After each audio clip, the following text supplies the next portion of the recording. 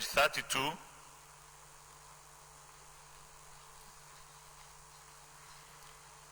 Page 33. Senator Matthew Yorogide. Thank you, Mr. President. Please, I quickly want to draw your attention to the mistake that we have on I, under additional proposed resolutions. What was sent as additional prayer yesterday is that the Senate do urge Federal Ministry of Health and National Agency for Food, Drug and Nutrition Control to conduct post-market surveillance periodically so as to ensure, not to determine, so as to ensure the efficacy of drugs, for effective use. That's what was agreed. Yes. Secretary, take note. Page 34.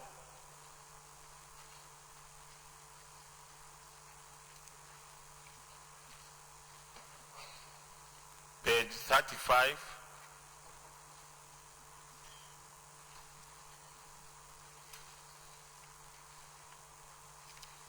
Page 36.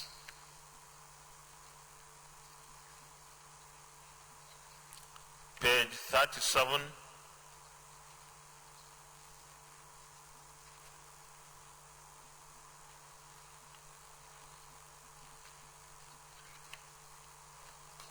Page 37.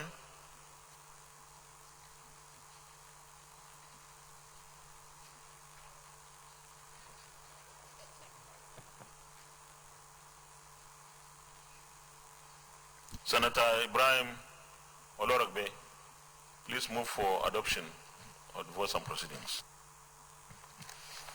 Mr. President, distinguished colleagues, my name is Ibrahim Olorogbe Yahya.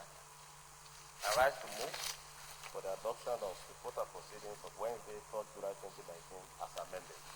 So I move, Mr. President. Senator Ezenwa Nyauchi, can you second, please?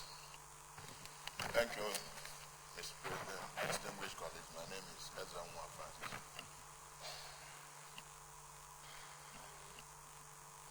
Those in favor that the votes and proceedings of Wednesday, the 3rd day of July 2019 be adopted, say aye. Those against, say nay. The ayes have it.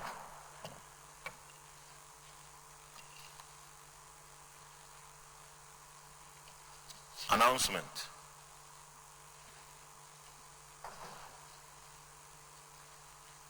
Notice of meeting.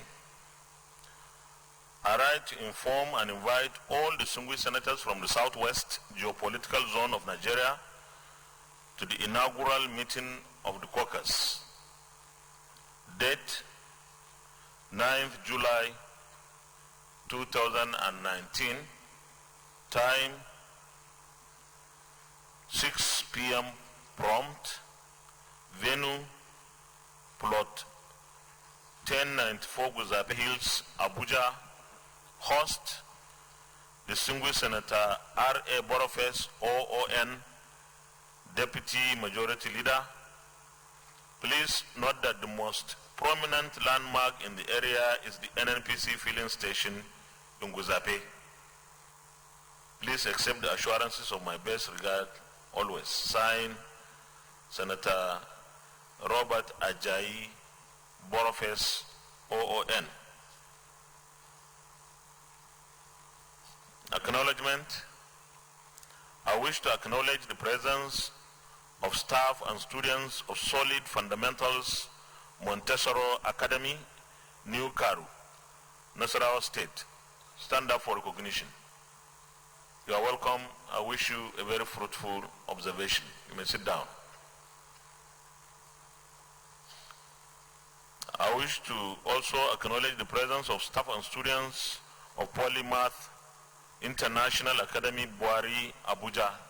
Stand up for recognition, please. I wish you a very fruitful observation. You may sit down. And I wish to finally acknowledge the presence of staff and students of Rahina Model Schools, Jikoi, Abuja. Stand up for recognition. You are welcome. I wish you a very fruitful observation. You may sit down. Senate Leader. Thank you, Mr. President, and distinguished colleagues. The first order of the day is a motion standing in the name of distinguished Senator Oluremi Tinubu and 106 others on the need for increased funding to primary healthcare centers.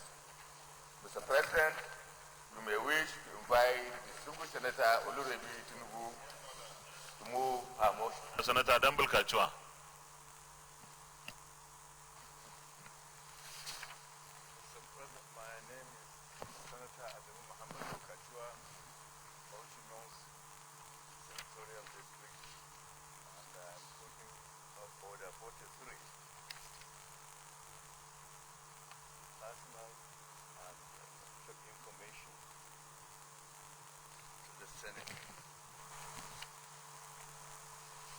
Mr. President, I wish to announce with a lot of regret that two of our prominent Nigerian citizens who served in this chamber as senators from Bauchi State passed away. These senators have served Nigeria in different capacities as ministers, as presidential aides, and so forth, and of course as senators of the Republic. Mr. President, the senators are distinguished Senator Dr. Ibrahim Yakubu Lame, who was born on the 10th of February 1953 in Bauchi and was fortunate to begin his political administrative journey at a very young age. Senator Lame was elected into the Senate in 1992 during the Third Republic, where he served in various committees, which include the Senate Committee on Communications and Vice Chairman Senate Committee on Internal Affairs. Senator Lame was appointed Senior Special Assistant to the President, Olusegun Obasanjo, in August 1999, and was again appointed Honorable Minister of Police Affairs by the late President Umar Musa Yar'Adua in 2007. Dr. Lame died in Abuja on the 26th of May, 2019. Mr. President, His Excellency Distinguished Senator Babayo Garba Gamawa was born in Gamawa town on 2nd February 1966.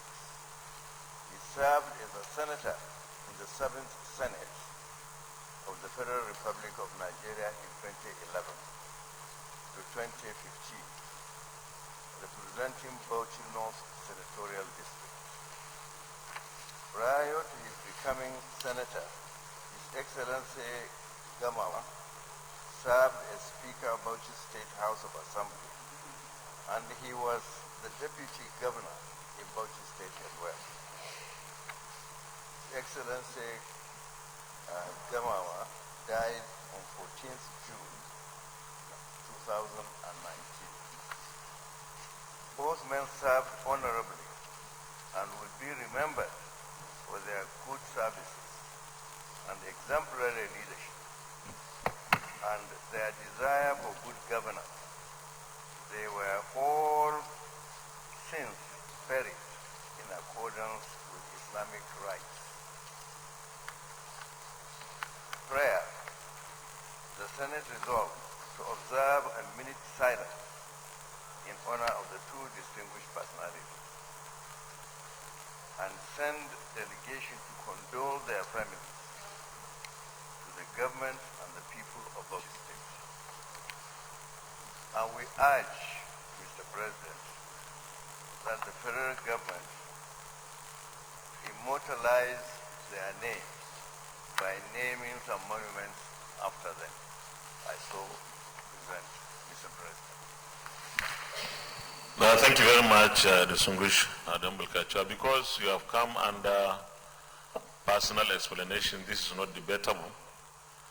But let me also say that I served with Senator Babeo Garba Gamawa in the 7th Senate, and actually my senatorial district is a neighbor to his, and I used to visit him personally, especially during the campaign days when I will reach his hometown, which Gamawa, which is very close to mine. We served here. He was a very jovial person, very considerate, very senatorial. The other deceased senator, Senator Yakubuleme, I knew him very personally, but we didn't serve at the same time. He served before I came into the Senate. The prayer you have, we start with observance of the 1 minute silence, and of course send a delegation to condole with their respective families and the government and people of Bauchi State. 1 minute silence.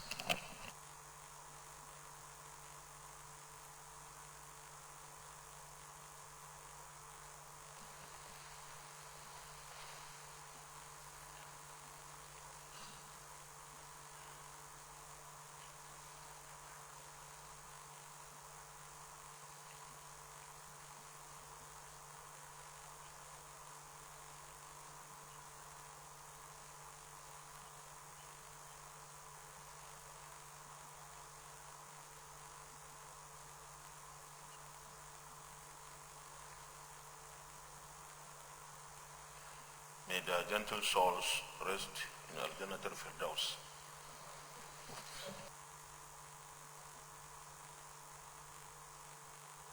Senate Leader. Mr. President, my highly distinguished and devout colleagues, the first order of the day is a motion standing in the name of distinguished Senator Oluremi Tinubu and 106 others on the need for increased funding to primary healthcare centers. Mr. President, you may wish to invite distinguished Senator Oluremi Tinubu to move the motion. I so move, Mr. President. Senator Oluremi Tinubu. Thank you, Mr. President. My name is Oluremi Tinubu, representing Lagos Central Senatorial District. I rise to move the motion on the need for increased funding to primary healthcare centers. And with me as co-sponsors are 106 senators that are my distinguished colleagues here. And I believe we all are in agreement that our primary healthcare centers, that we need to upgrade and also to make them more functional. So I will go straight to the motion. The Senate is aware that primary healthcare center is a grassroots community-based initiative that provides healthcare services to communities. Also aware that it is universally accepted that access to primary health care for all is only possible through prevalence and accessibility of primary health care. The Senate is reminded that primary health care in Nigeria was adopted in 1988 by the National Health Policy to provide promotive, preventive, curative, and rehabilitative services. concerned that a lot of problems in Nigeria's health sector can be traced to low performance of our primary health care facilities. According to the World Health Organization, WHO, primary health care will meet 80 to 90% of persons' health needs over the course of their lives. Of further concern, as World Bank service delivery indicators survey shows that through available performance of the primary health care is hampered by lack of financial resources, infrastructure deficit, insufficiency or lack of drugs, equipment and vaccine, etc. The Senate notes that the primary health care has improved population health in low and middle income countries. It's saddened that according to a journal published by Frontiers in Public Health, only 20% of the 30,000 primary health care centers in Nigeria are working, with most of them lacking capacity to provide essential health services. The Senate is worried that failure of primary health care and belief that it is for low-income earners has led to an influx of patients in the secondary and tertiary health care facilities. The Senate is further worried that our secondary and tertiary healthcare facilities are burdened with treating common ailments that could have been handled at a primary healthcare center. Concerned that the average Nigerian is one illness or tragedy away from poverty. Is distressed to see an upsurge in pleas for crowdfunding via social media to enable access to healthcare facilities. The Senate is further distressed that Nigeria was only recently rated as one of the poorest in the world. Notes accordingly the need for comprehensive government-backed health insurance. Also notes that until accessible and affordable health cover is provided, emergency and non-emergency situations will remain a burden. It is reminded that health care accessibility is a fundamental right and must be treated as such. Senate, however, accordingly resolves to 1. Increase budgetary allocation for management of primary health care. 2. Urge the Ministry of Health to create awareness on the benefits of health and life insurance. 3. Direct the Ministry of Employment to put in place policies to ensure that every employer of labor has health insurance package for employees. 4. Direct the Ministry of Health to ensure that government-backed health insurance scheme is accessible. And 5. Urge the Ministry of Health at federal and state levels to encourage medical technological innovation in primary health facilities. Thank you, Mr. President, and my distinguished colleagues for supporting this, and I believe we are all in this together. I so move. Thank you, Mr. President. Senator Chimaroke Nnamani, can you second and make your contribution? Thank you, Your Excellency, the Senate President. My name is Chimaroke Nnamani. I represent Enugu East Senatorial Zone. I wish to commend our distinguished colleague for moving this motion. And in seconding this motion, I'll go further to make my own comment. The millennium year 2000 has come and gone, 19 years ago. These primary healthcare centers came about as a result of the Alma Ata Declaration, Health for All, by the year 2000. The problem with these primary healthcare centers is that they are orphan institutions. Orphan institutions. Nobody has been able to appropriate ownership of these health centers. Is it the local government health department? Is it the state government? Or the National Primary Healthcare Agency, which also takes care of immunization through MPI? While seconding this motion, I have to say that as the Ninth Assembly unfolds her legislative agenda in the area of health, we hope that the primary health care center that serves a certain geographical area will be a nexus for integrated health care, life course health care, which will, in terms of health, cover maternity services, follow the index child through immunization up to age 5, follow that child through age 12 and age 18. What I mean by integrated service would include compulsory, basic, free education. So you're going to tie the health service to compulsory, basic education. For that index child, the program, the next level program of school feeding can also come in. So it has to be integrated. If not, it becomes an orphan program. That school feeding program, School Me Plus, will be an entry for that child into the health system.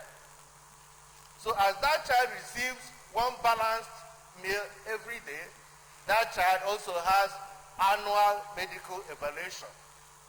That annual medical evaluation will take cognizance of the child's weight, height, whether the child sees or not, because a lot of kids in school do not see, whether the child is colorblind, and whether the child has attention deficit disorder. It will also be part of poverty reduction program, because the family that produces the meal is also generating income through the school meal program.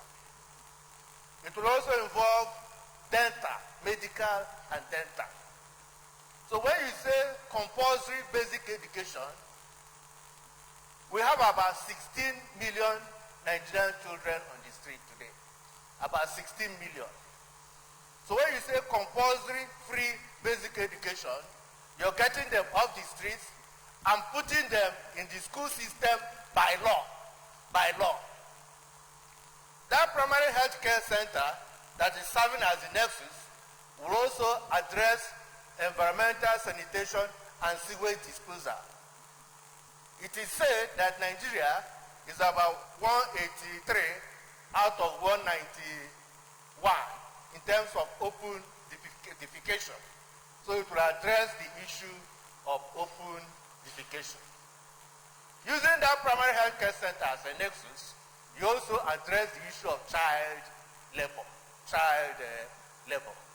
So while seconding this motion, I believe that as the Ninth Assembly unfolds her legislative agenda, that we're going to use the primary health care center as a nexus to provide integrative health care, life course health care, that will take the average indigent Nigerian to up to age 18 and thereafter. I so second. Senator Sandy Ono. Thank you, Mr. President. Sandy Ono, Cross River Central. Mr. President, when Senator Tinubu summoned the constructive audacity to have all of us as co-sponsors of this motion, she couldn't have been more correct, because there is no senator here who will not agree that access to health is the right of every citizen. In many countries across the world, access to health, access to education is key and fundamental. I therefore, like most others will do, state clearly that I'm part of this motion. However, there are a few issues to raise. And for me, one basic issue I have to raise has to do with the attitude of our medical personnel to the delivery of health services.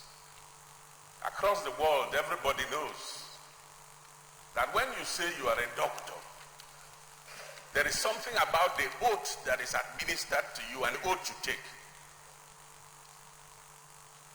which says that saving lives is key and fundamental to your profession.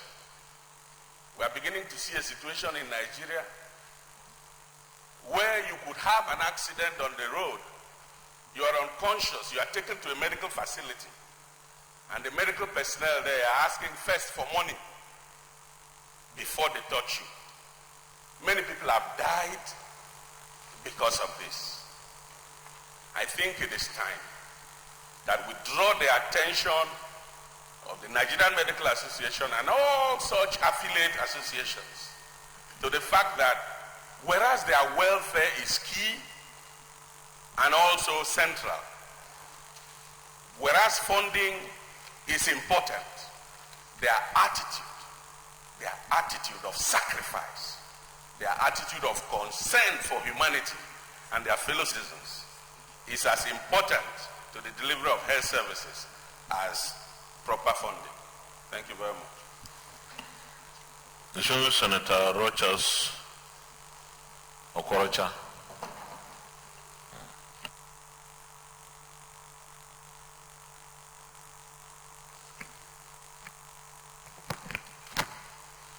Rochas Okorocha, Imo West.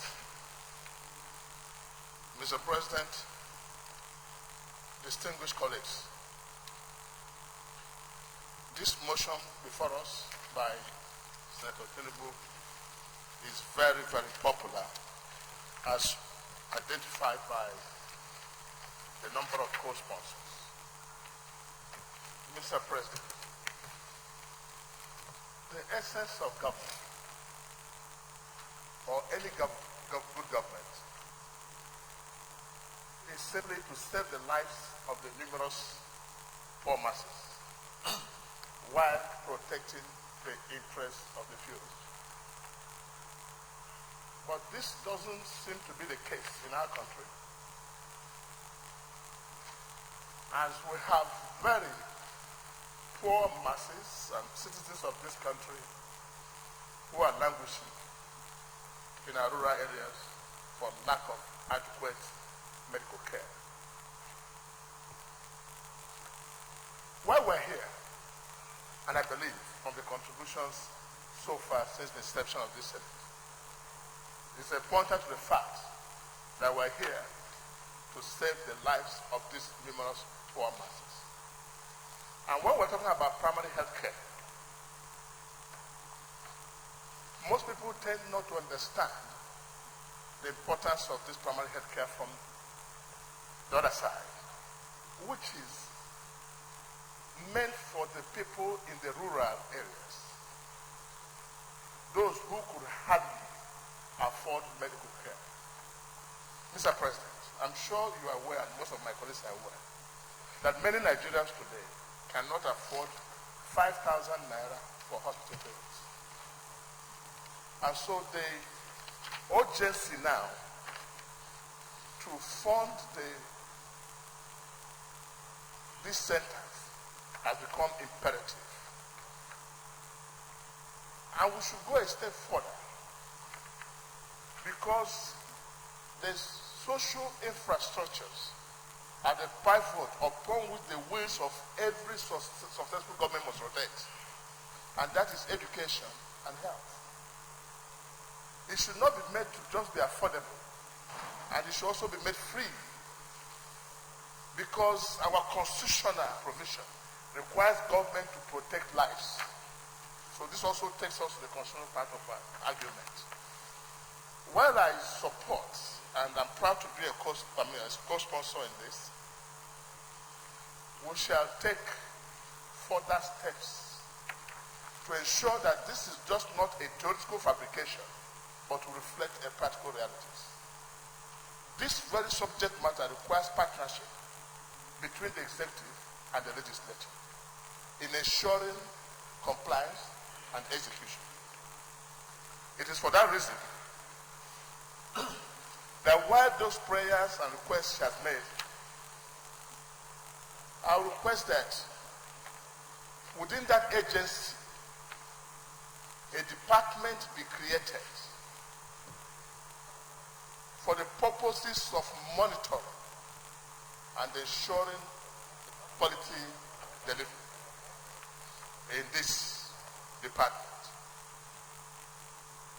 And there seem to be so many programs revolving around the same issue. This Empower Project and this Poverty Alleviation Program, and we should find a way of consolidating them and probably making a bill that will be more lasting to bring them together. Because we tend to be duplicating different things from different angles and it's not making any impact. So I agree with Senator Namadi from some of his provisions he has made. But we must find a way to tie it also to those basic infrastructures of education and health. Thank you. Senator Aisha Dairu Ahmed.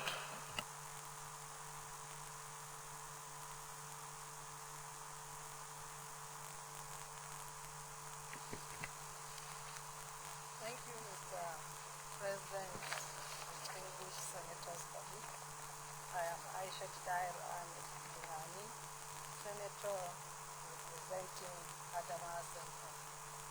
While I thank the promoter of this motion for making me a co-sponsor, I would also like to align myself with the previous speeches. Mr. Speaker, respected senators colleagues. You are welcome.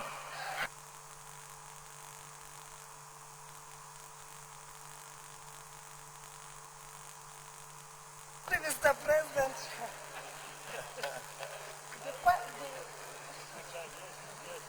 sorry, Mr. President, with due apologies. Mr. President, the concept of primary health care centers is affordable, essential health care services to be made available to individuals in a community without being taken into consideration their ability to pay for these services. Mr. President, the presence of the primary health care centers should have been a source of comfort, especially during emergencies. But Mr. President, my distinguished senators colleagues, you will all agree with me that today the reverse is the case in virtually all of our communities. Mr. President, distinguished senators colleagues, in my opinion, I believe that this is due to the inability to uphold and implement the Abuja Declaration. Mr. President, if not all, I believe so many of us here remember that in September 2000, about 189 head of states adopted the Millennium Declaration, which is designed to improve the social and economic condition of the world's most poorest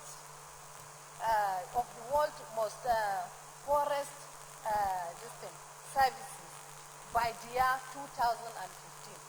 And Mr. President, distinguished colleagues, if not all, I believe some of us will still remember that in April 2001, head of states from the African Union countries came into this Abuja, sat down and pledged to set aside 15% of their budgetary allocation in order to improve the health sector.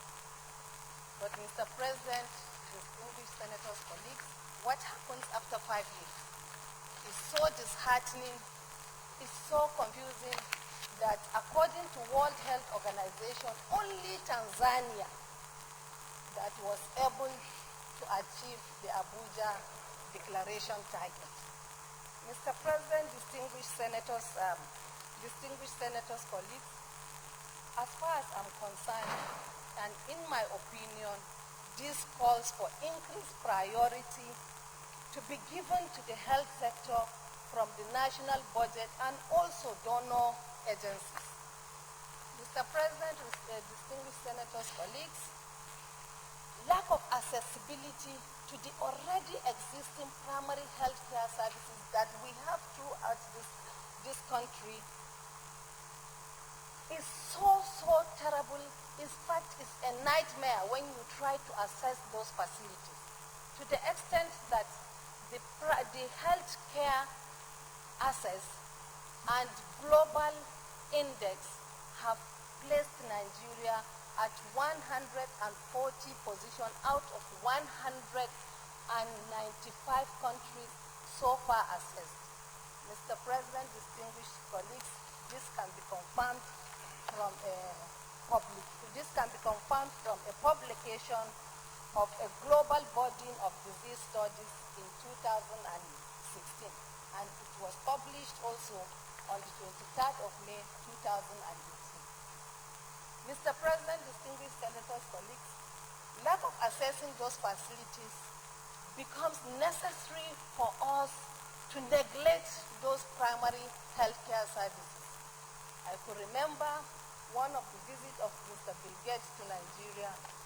He made the declaration that our country is the most dangerous place to give birth, and this was carried in a publication by the Daily Trust of 22nd of March 2018. Mr. President, distinguished senators, colleagues, this is a very, very straightforward motion, and it comes timely. I stand to support this motion for the increase in budgetary allocation for primary health care centers in the country, as well as making provision for careful, effective implementation and accountability, because with no matter the amount of funding that is pumped into these primary health care centers, without proper planning, effective implementation and accountability, the whole aim will be useless, and we will never get it right, and we will never get to the next level. Thank you, Mr. President. Thank you, distinguished senators, colleagues. Senator Mahmoud Adam Alero.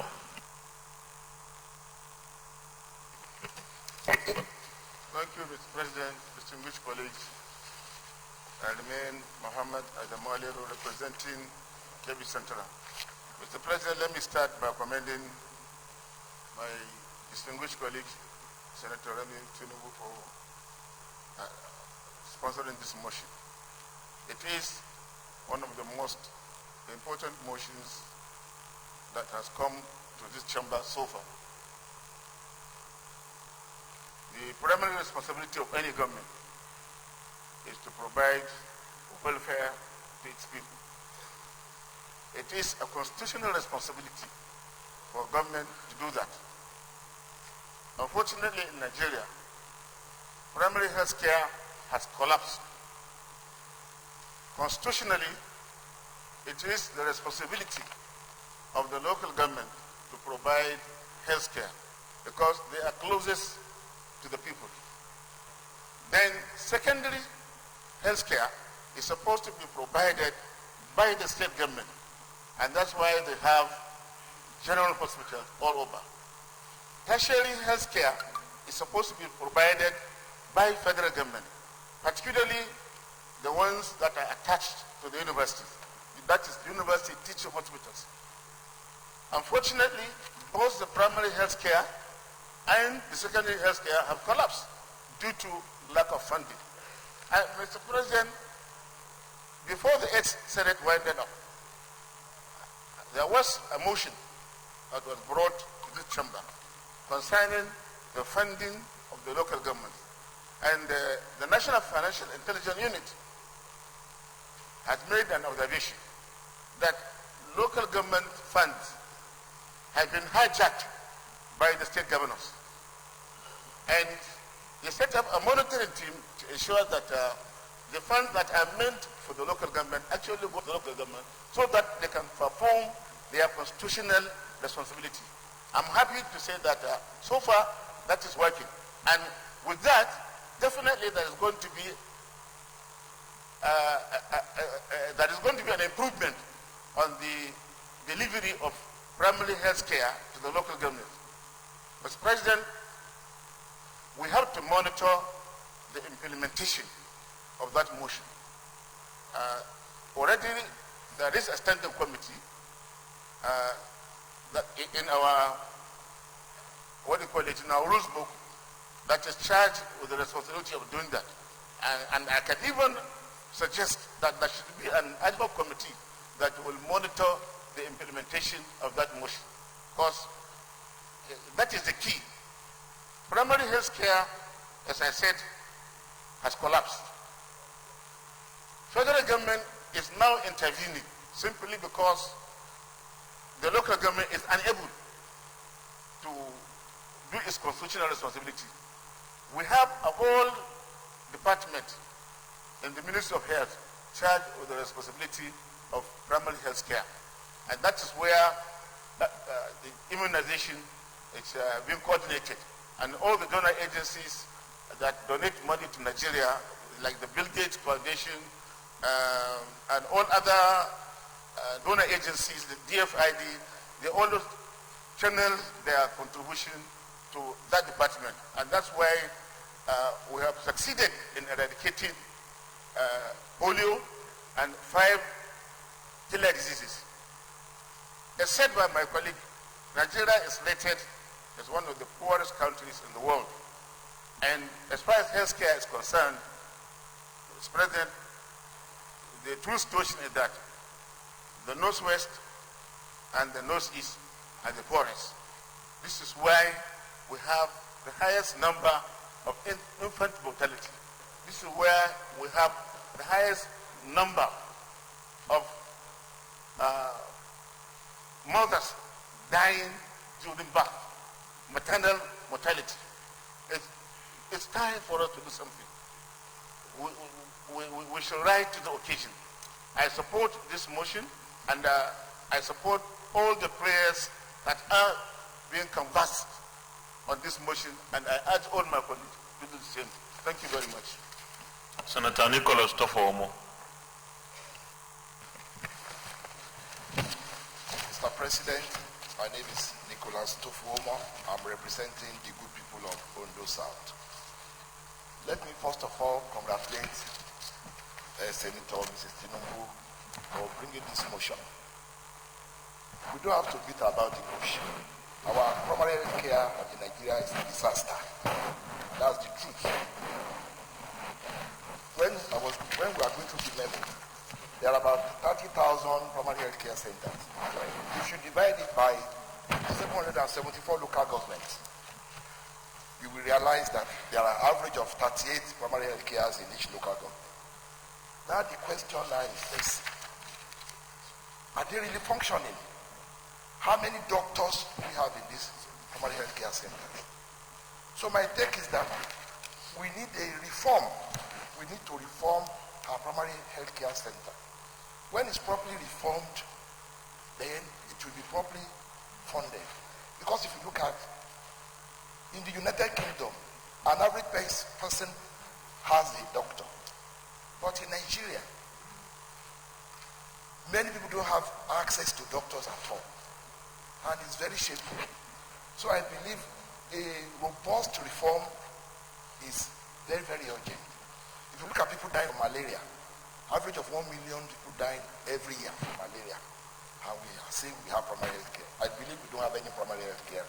We need a robust reform, and a robust reform will change things. Thank you. Senator Ayo Akinye-Lure. Thank you, Mr. President. Distinguished colleagues, my name is Senator Ayo Akinye-Lure, number 1, representing Ondo Central. I rise, Mr. President, to support this motion. The need for increased funding to primary health care across the nation. Mr. President, one of the principal budget factors that has not made primary health care succeed in most of the states of the Federation is because of lack of awareness. Many healthcare centers that were supposed to be funded by the state government and the local government across the nation have failed in their primary responsibilities. And therefore, People we represent, majorly, are people of the grassroots who lack medical care. And as a result, Mr. President, I would suggest strongly that the NHS programs, that every Nigerians are contributors, especially all the civil servants across the nation, are contributors to that particular fund. But how are these funds being applied? There is problem of accountability and prudency in the management. Even apart from the federal allocation, budgetary allocation, if there are enough budgetary allocations as president, and if monitoring are not put in place, then we are back to square one. There is need for one, awareness at the local government level that NHS program is enough to fund primary health care by ensuring that all their branches all over the federation ensure that all medical health organizations registered by medical association or Nigerian Medical Association to practice as a medical practitioner in all the states, they should key into the program to ensure that even when emergency situation arises, why many of the private medical hospitals are not observing that primary duty they owe Nigerians to save life, is because they believe that they will not be paid. And Nigerians, when they have money, money is money, everybody is after money. To save Nigerians and ensure that this program succeeds, Mr. President, there is need for more registered MHOs to register under NHS program, and to ensure that all the state governments, all the civil servants who are making contribution to NHI contribution under deduction, every gainfully employed civil servant in Nigeria, either in the local government level, in the state government level, and even the federal level, are making contribution under NHIs.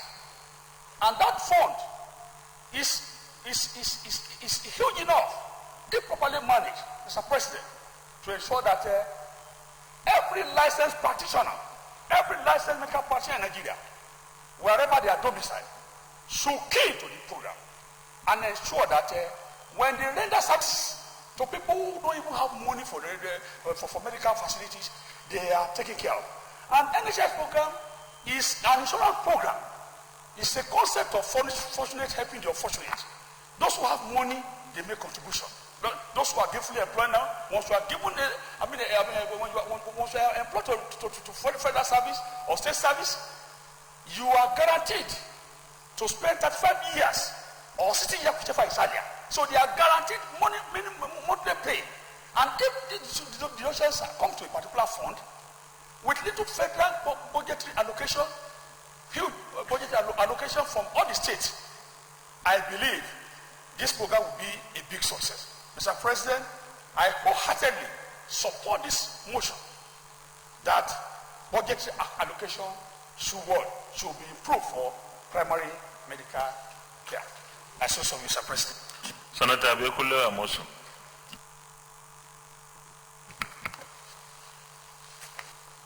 Thank you, Mr. President, distinguished colleague. Ibekule Amosu, I represent Ogun Central. First, let me comment the mover of this motion, Senator Oloremi Tinubu, and to say that we can't continue to say, if I say it's timely, it is more than timely.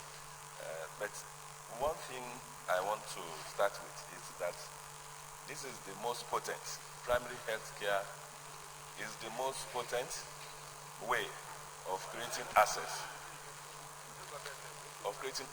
to the poorest of the poor in the area of health delivery services that will be affordable and efficient. I've listened to some of my colleagues here. Ordinarily, and rightfully so, primary health care should be with the local government. And of course, state will handle maybe the secondary care and the tertiary, just as distinguished Senator, I think, Anirudh said, with the federal government. But the reality is that even the local government, they do not have enough even fund to pay for their even primary school teachers. Not to talk about even the local government staff themselves, before we begin to talk about creating maybe primary health care centers. That is the reality. So clearly, anything that will bring about increased funding for our primary health centers is a welcome development. But let me say this, and I don't know if this is deliberate. You will notice that closely following this motion is the one on NHIS. Primary care centers are truly the artery. They are those that will take burden of all these our secondary and tertiary institutions. When they are very effective and efficient, of course, we will have created efficient and affordable healthcare service for the growing masses that we have in this nation.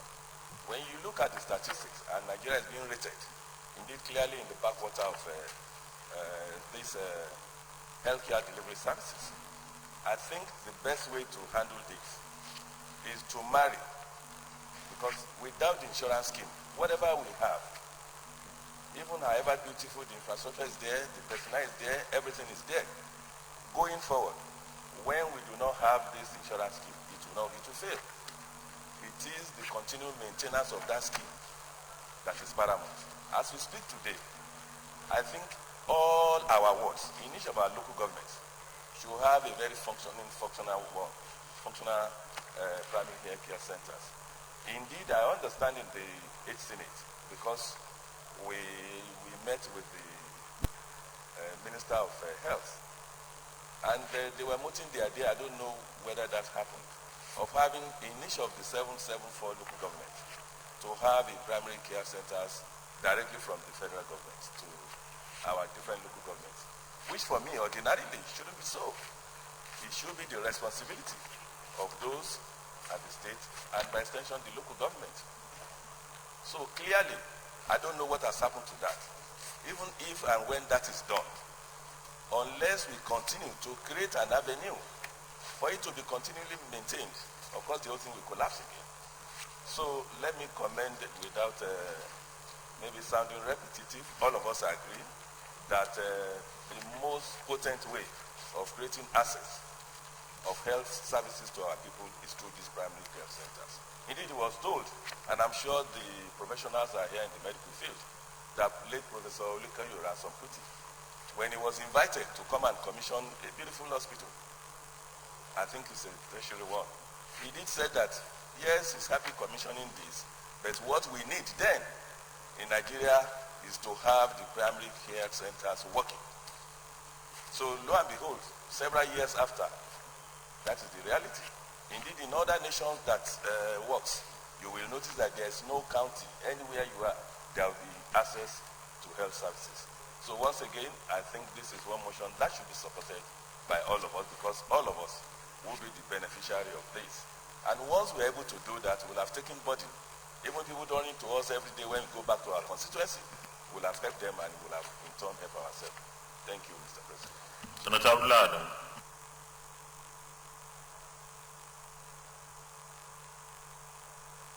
That's not your seat.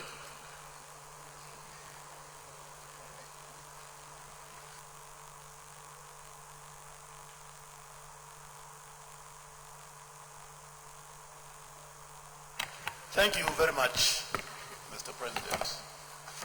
Very distinguished colleagues, I rise to lend support to the motion very ably moved by our dear colleague, Senator Tinubu. Essentially, Mr. President, most of the essential ingredients that need attention to solve the problem of our tertiary health institutions, primary health institutions, have been mentioned. And if you permit me, I just want to add my was based on an experience I was privileged to have before now that has direct bearing on the subject matter in discussion. Mr. President, the primary health centers in Nigeria are suffering two major problems. The first one is the failure of identification and enforcing the provisions in the Constitution of the Federal Republic of Nigeria in relation to subject matter for primary health centers.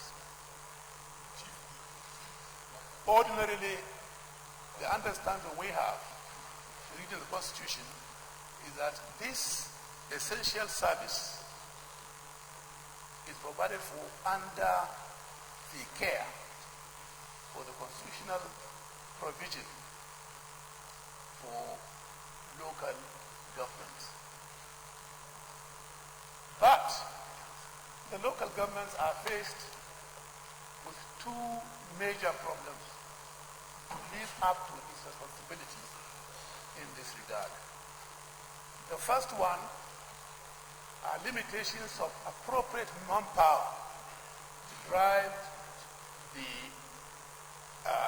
primary health scheme in the very local government.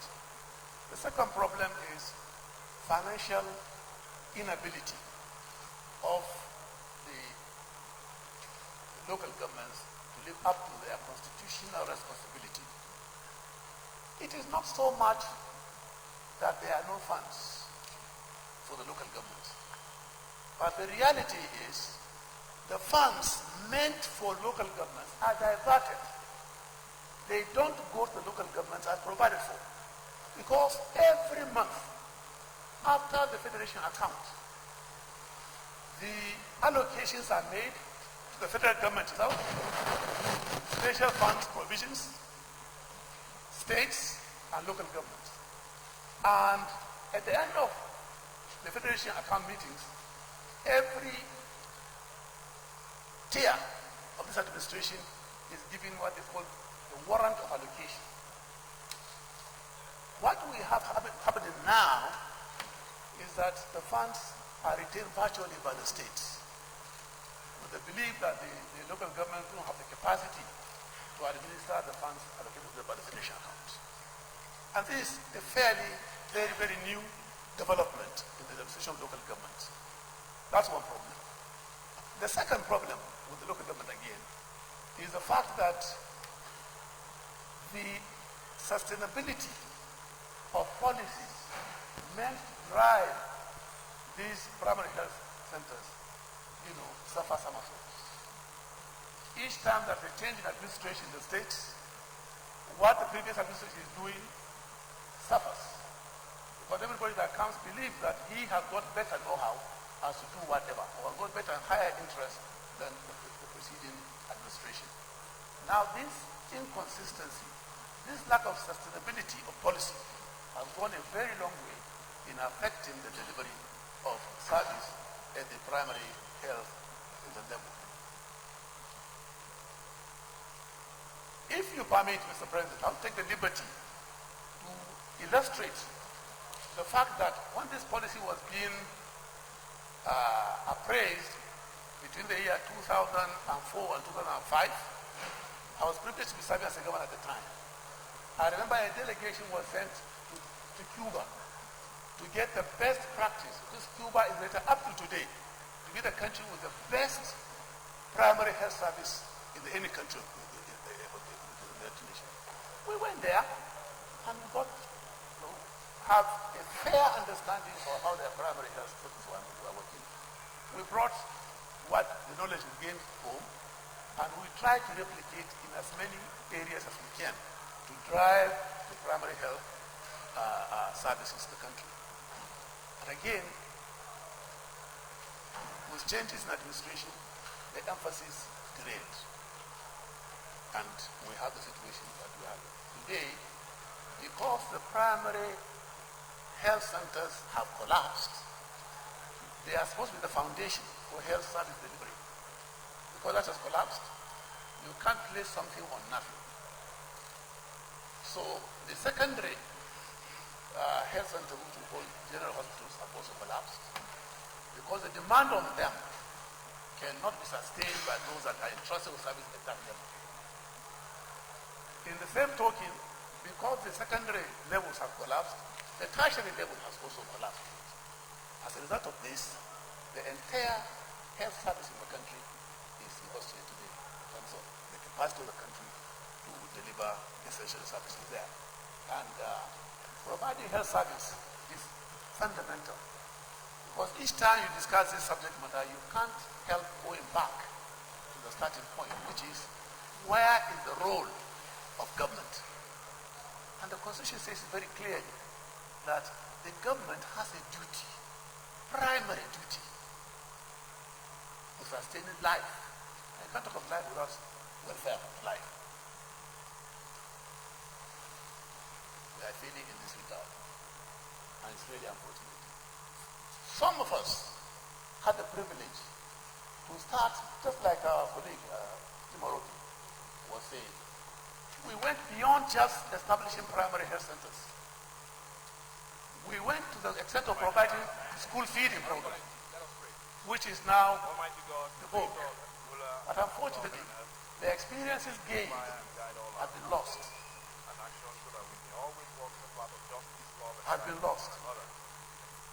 At the moment, it is the federal government that is driving school feeding program.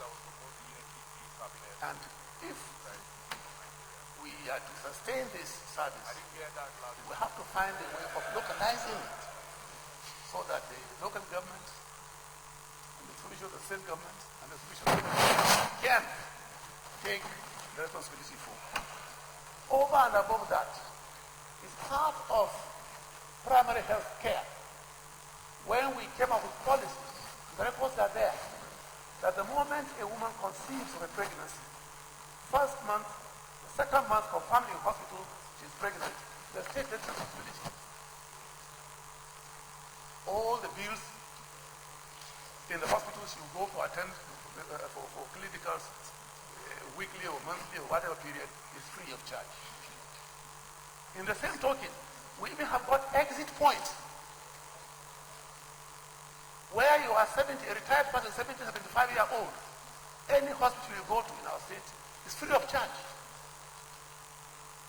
And because it became something like an island, all those who are neighboring started coming into it and got to a point where the state could not sustain the weight of the brought. Now, if the federal government provides the necessary guidance, necessary leadership, this is something that's doable. I do appreciate the limitations of knowledge, experience, but we put ourselves in a terrible vicious cycle. Because we don't try, we don't get the experience that's required. And if you have the experience, sometimes you are out of date. So we need to take a more careful look at this and give this motion the necessary attention it deserves. Before I sit down, Mr. President, I want to add that yes, it is one thing for us here to pass the motion. How do we channel these motions passed and ensure that appropriate authorities of governance in this country does take note of them and does implement them? Thank you, Mr. Chairman. Senator Kabir Barkia. Mr. President, distinguished colleague, I am Senator Engineer Kabir Barkia, representing good people of Katsina Central Senatorial Board. Mr. President, as a co-sponsor of this motion, let me first congratulate my colleague, Senator Oluremi Tinubu, for coming out with this very, very important motion, because everybody knows the importance of health. That of course without health, nobody would be here. Mr. President, when we look at all this primary health center, because definitely during my campaign, I discussed with many officials of this primary health center.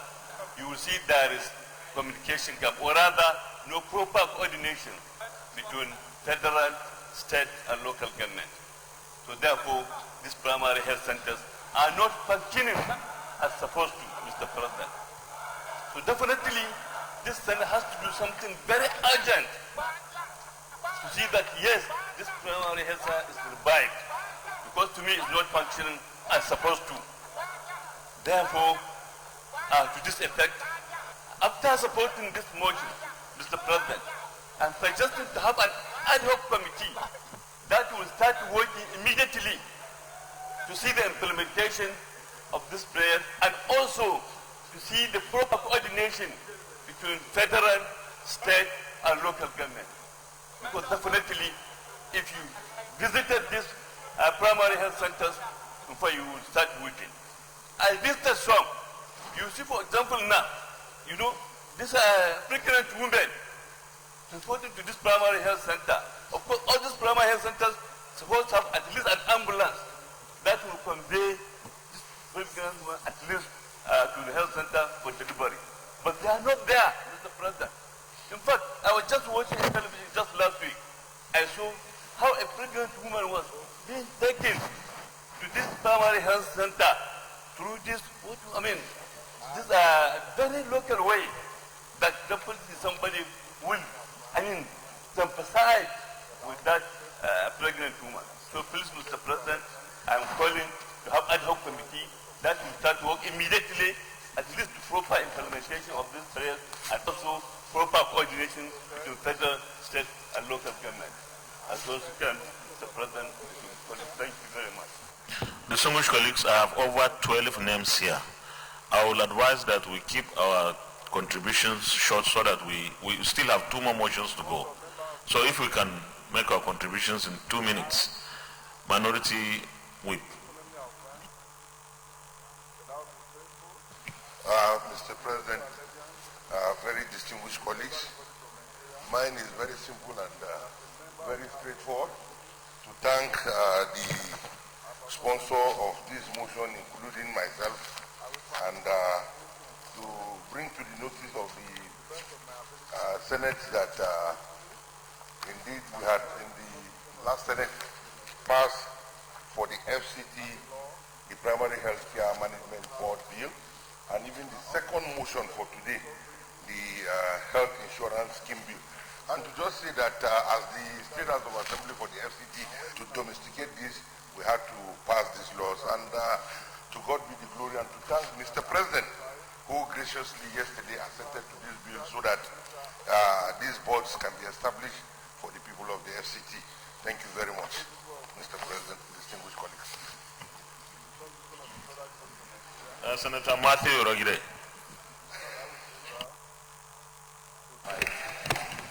Thank you, Mr. President. I'm Senator Matthew Rogide, representing the South Central District, Edo State.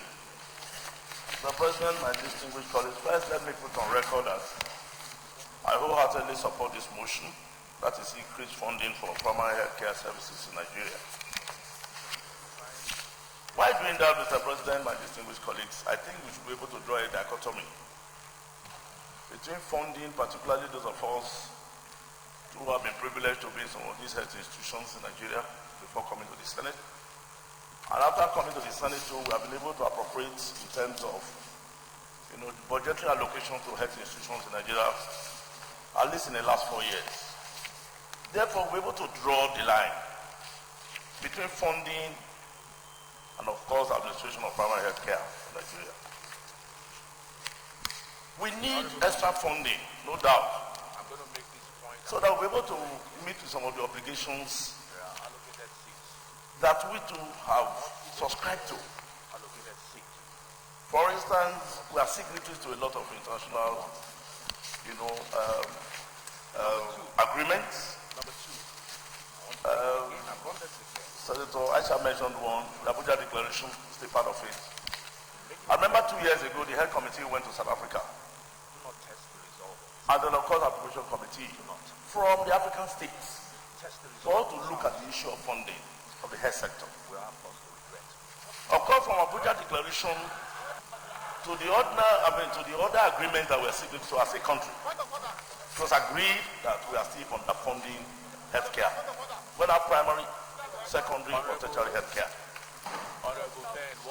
Today, there seems to be this argument that primary healthcare is only in the direction of local government or states. I want us to be reminded that even our tertiary health institutions, university teaching hospitals in Nigeria, they all have primary health centers. So funding at that level is certainly what goes to the university teaching hospital for them to fund primary health centers. But the real problem that we have, that primary health care that is funded by local governments, state governments, and federal governments, there seems to be a problem. Let us remove the issue of corruption. We have a lot of people who have head governments here. They know how much has been coming for primary health care. And we all know the quality of services that are rendered at that level. So even if you fund it optimally, you probably will not get the right services because of the issue of corruption, which have to do with the administration of primary health care in Nigeria. We have the Primary Healthcare Development Agency in Nigeria. It was instituted by federal government to try to cater for this very noble idea that was talked about by the Babangida administration.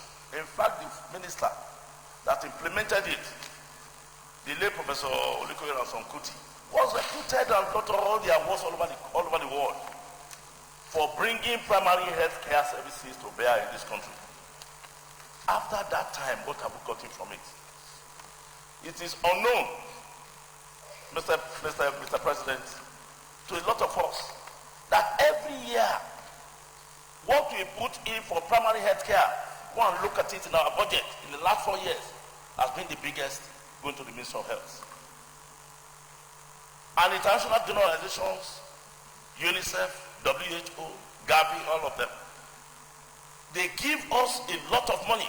Bill Gates and Bill Melinda Gates Foundation, they are funding our oral rehydration therapy and all of them.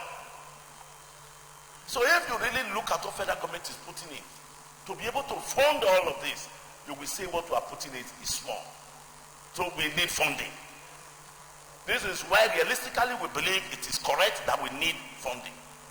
Because what federal government is putting into federal primary health care services in Nigeria is, we are still underfunded. Other countries like Zimbabwe, Tanzania, Kenya, all of them, if you see what is given for healthcare services, still, of course, they'll be able to meet with 15%. But in Nigeria, we are not still able to meet with more than 3 or 4%. So we need funding. But when this fund is provided, you can round up, please.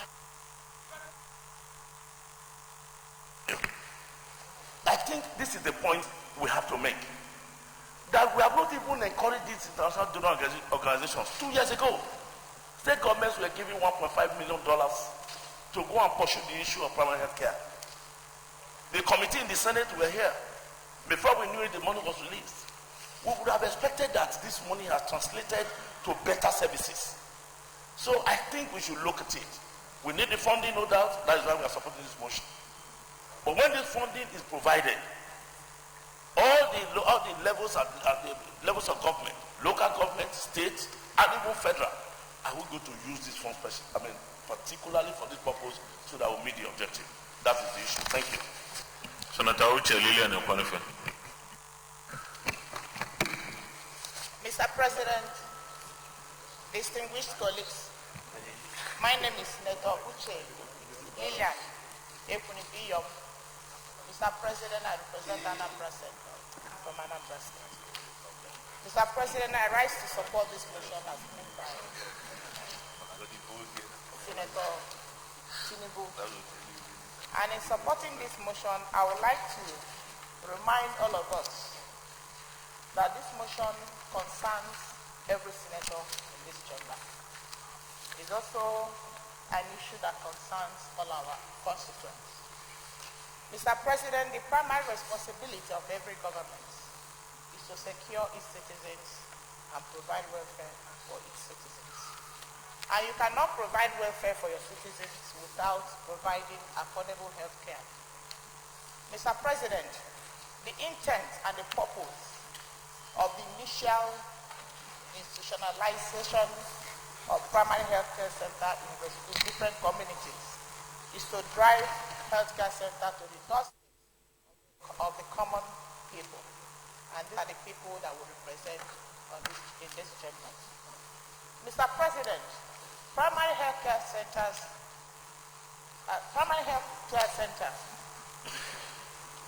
has tripartite administration: the federal government, the state government, and the local government. And you know that a product that so many people own, is difficult for that product to survive. Because of the tripartite administration of primary health care center, nobody takes ownership for that. The federal government will release money through the budgetary provision, and that money will not be used for the primary purpose of equipping and maintaining the primary health care centers that littered across the country. The state governments will collect money for primary health care center, they will not utilize it for the purposes. The way local government is being run, it's difficult for them to also take ownership of the primary health care center in the respective local governments. Mr. President, so much money is being released for the purpose of maintaining primary health care center from UNICEF, from WHO, and from Bill Gates and other development partners. But then, what do we get today in the respective communities? Our primary health care centers across the country, none of them is functional. They don't have functional equipment, they don't have medical personnel, they also do not have drugs that you can administer to the common man in our respective constituencies. Mr. President, I would like to say that not releasing money is the issue, it's the administration of the funding. So when we talk about releasing the funding, how do we administer that since we have the tripartite administration of the primary health care center? So I would suggest that ad hoc committee should be put in place, first of all, to investigate why is it not working. Why are we not getting services from the thousands of primary health care centers we have in the country? Why are we not getting the services we're supposed to drive from the intent and purposes of initiating it in the first place? Then how about the fundings that have made available to them for the past years? So it's not just giving them the 1%, it's about ensuring that the monies we spend before, there should be accountability, there should be prudential management of funding. And I also believe that primary health care centers should be funded, should be equipped, and medical personnel should be provided for them. But we can't achieve that without investigating what has been going on there before. So I want to support it, and I want my colleagues to support it too. Thank you, Mr. President. Senator Salama Adiola Olamileko. Yeah, Mr. President, very distinguished colleague, Adiola Solomon Olamileko, representing Lagos West Senatorial District. Mr. President, let me join my other colleague in commending the prime mover of this motion and all other co-sponsors of this important motion. Mr. President, it is a common saying that health is wealth. And the closest health facility to the grassroots is the primary health care. Mr. President, the major thrust of this motion is increasing the funding to our primary health care institution and also by extension increasing the budgetary allocation to the primary health care institution. Mr. President, yes, I quite agree that there is need to increase the funding going to the primary health care institution. But I believe, first and foremost, Mr. President, there should be a synergy that works between the federal, the states, and the local government. Mr. President, there are a lot of primary health care institutions built across this country that are abandoned. Even in this Senate, a lot of lawmakers in their constituency projects will insert primary health care institutions to be built in their various senatorial districts in one way or the other. But what do we have? We have a facility that is in place, that they don't have personnel, and there is nobody working in there. And before you know it, it's an abandoned project. And we have over 4,000 primary care institutions built across this country that are abandoned after being completed because there is no synergy. The local government, the state government, and the federal government must agree about the number of these local primary health care in each of the local 774 local governments in Nigeria. That is when we can start monitoring the funding of this primary health care institution. Because primary health care institution built by the federal government will be the only institution recognized at the federal level. The one built by the state government will be the only primary health care institution recognized by the state government. And every local government chairman, every financial year, we build one primary health care institution which will only be recognized by them. Then how do we bring all this funding together? Then we still continue. The public out there will still be underfunding of the primary health care institution. So if there is no synergy, I don't see how it will work for us to have a well-funded primary health care institution. Mr. President, coming back to the major thrust of this particular motion, which is trying to increase the budgetary allocation, distinguished colleague, you and I will agree that even what is available to the federal government in terms of funding of other sectors is not enough.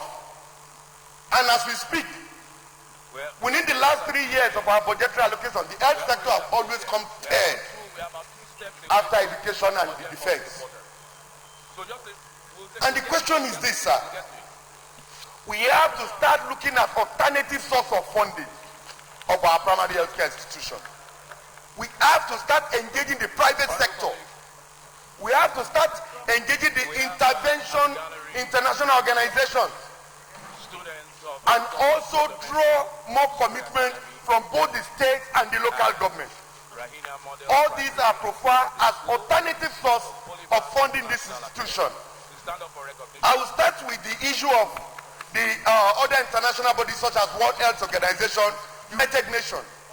One of our colleagues just brought to our notice that $1.5 million was given to each state government to fund the primary health care institution in their various states.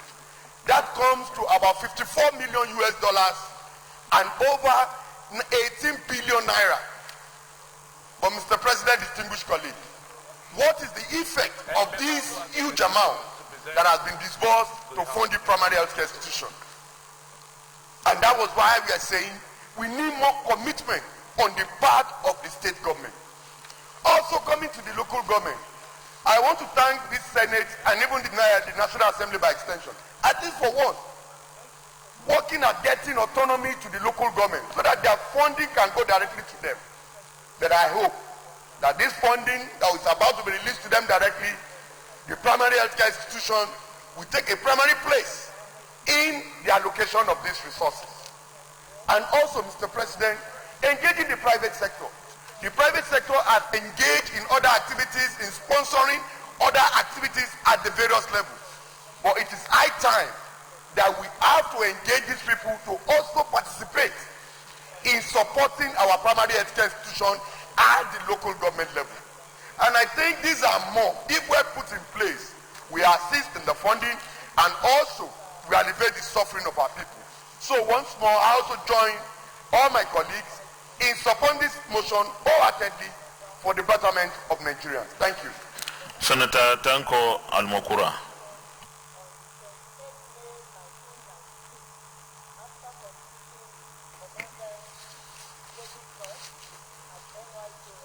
Mr. President, distinguished colleagues, my name is Tanko Almokura, representing Nasarawa South.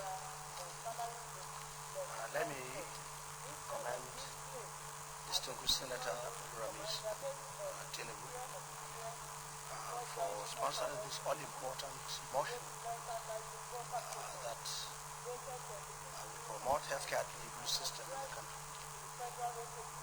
In contributing to this, kindly allow me to make one or two observations with regard to situations on ground with regard to primary healthcare centers in the country. As they are now, the preponderance of such centers are too numerous in various states. For instance, in Nasarawa, we have no less than 700 units of primary healthcare centers. And what is more, you will find that the operations in such centers are haphazard, despite the medical strength across the state. So the need for funding of such agencies is something that is needful and necessary. However, there is also need to bring their operations, management, and administration under one roof. Reason being, given the haphazard nature of the way they operate, you go to one primary health care center and you find the way and manner they carry out their health review system is completely different from the one in another part of the state, given the lack of funds. So I believe if such centers are brought under one roof, where their operations, administration, and management are being controlled and regulated by the primary health care center in the state, it will go a long way in ensuring standardization and best practice in terms of the operations of such centers. And what is more, from my experience as a governor for 8 years, I've discovered that donor agencies and development partners try to put certain conditionalities with regard to support for such centers. Part of the support are to ensure that the agencies or the centers are administered under one roof. These are presently part of the criteria for supporting any primary health care center in any state. So I believe we should be killing two birds with one stone. While supporting the motion of distinguished Senator Tinubu, we should also ensure best practice in the operation of primary health care centers, so that in addition to the budgetary allocation that will be added, we should also be leveraging ourselves to attracting support from international communities who have put certain conditionalities that we would adhere to. I believe if this is done, our primary health care centers will go a long way in improving the delivery system in the country. Thank you, Mr. President. Thank you. Distinguished colleagues will go to the prayers. Prayer 1. Increase budgetary allocation for management of primary health care. Those in favor of prayer 1, say aye. Those against, say nay. The ayes have it. Prayer 2. Urge the Ministry of Health to create awareness on the benefits of health and life insurance. Those in favor of this prayer, say aye. Those against, say nay. The ayes have it. Prayer 3. Direct the Ministry of Employment to put in place policies to ensure that every employer of labor has health insurance package for employees. Those in favor of this prayer, say aye. Those against, say nay. The ayes have it. Prayer 4. Direct the Ministry of Health to ensure that government-backed health insurance scheme is accessible. Those in favor of this prayer, say aye. Those against, say nay. The ayes have it. And lastly, prayer 5.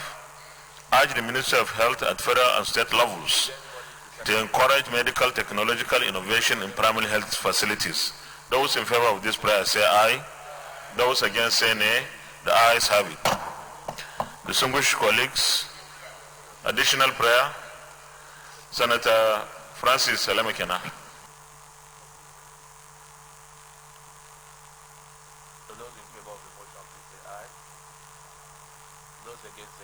Any seconder?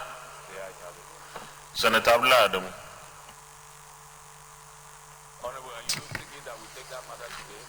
I do support the additional prayer. I do so because I see it as part and parcel of primary health center service. Because Any seconder?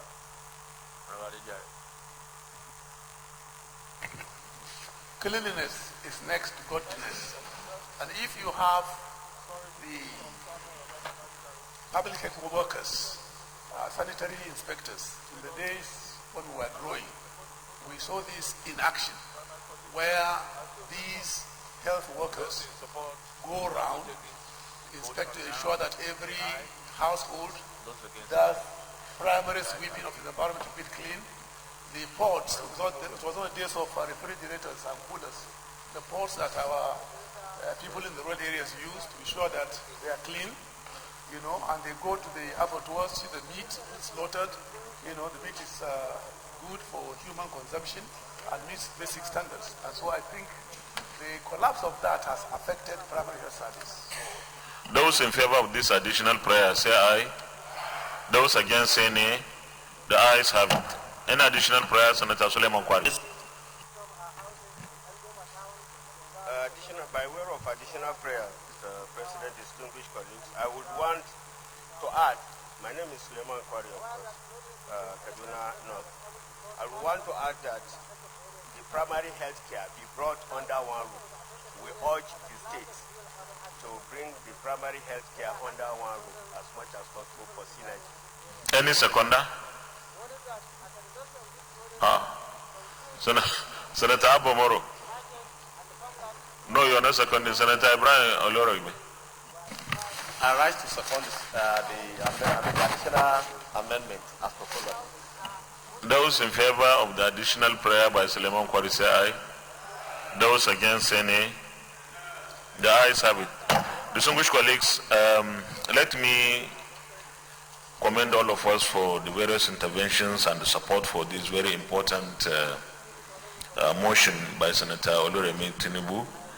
I know that in the 8th National Assembly, we passed the additional funding for the health sector, 1% of the Consolidated Revenue Fund, and that definitely has brought about 60 billion or thereabout into the health sector. But I believe that the health sector needs more, but it is also important that there is prudence, transparency and probity and accountability in the way and manner the resources are deployed. The primary health centers, of course, are at the very level of the grassroots where our constituents are supposed to benefit from this social funding of the sector. So we will continue to put pressure on this. When our standing committee on health and other related committees will be in place, this is something that we need to oversight very well. We must ensure that everything is streamlined. Thank you very much. Senate Leader. Mr. President, my highly respected and distinguished colleagues, the second item on the order of the day is a motion standing in the name of Senator Ibrahim Yahaya Oloriegbe and 8 others on the urgent need to make the National Health Insurance Scheme, NHIS, work for Nigerians. Mr. President, you may wish to invite distinguished Senator Ibrahim Yahaya Oloriegbe to move the motion. Senator Oloriegbe.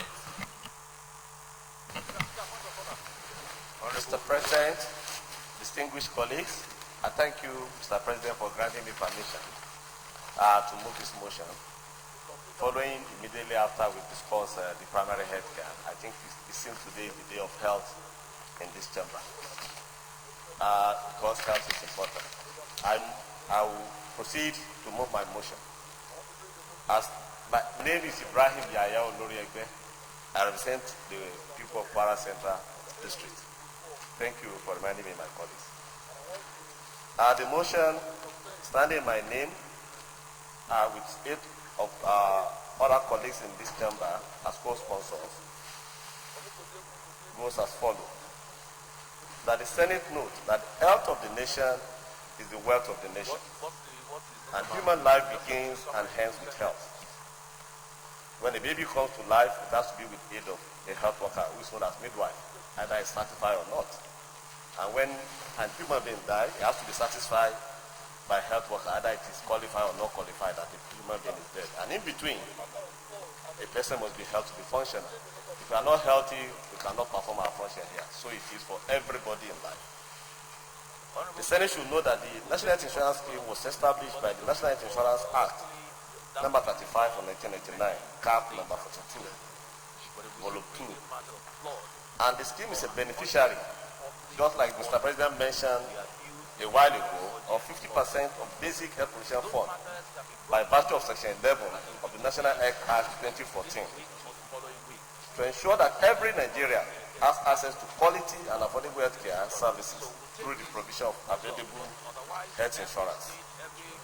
The Senate should be aware that the scheme has a presidential mandate of achieving universal health coverage by 2015. This mandate was given in 2006 when the scheme was launched by the then President Obasanjo. But the scheme has failed in this regard, and available information shows that it currently boasts of only a little about 6 million enrollees, even as at the middle of 2019. The Senate should be bothered that in spite of the provision of regular budgetary allocation and release and the availability of the 50% basic health provision fund, 1%, and that basic 50% is 1% of consolidated revenue fund of the federal government. In 2018, the National Assembly appropriated about 55 billion, but of course, only 12.2 billion of that was released in May, of which 6.1 billion was given to the NHIS. The scheme has fallen short of attainment of its objectives. The Senate should be worried that despite the importance of these agencies to the attainment of universal health coverage for all Nigerians, the scheme has been without responsive health since 2018. However, a new executive was appointed just this last Monday on the 1st of July.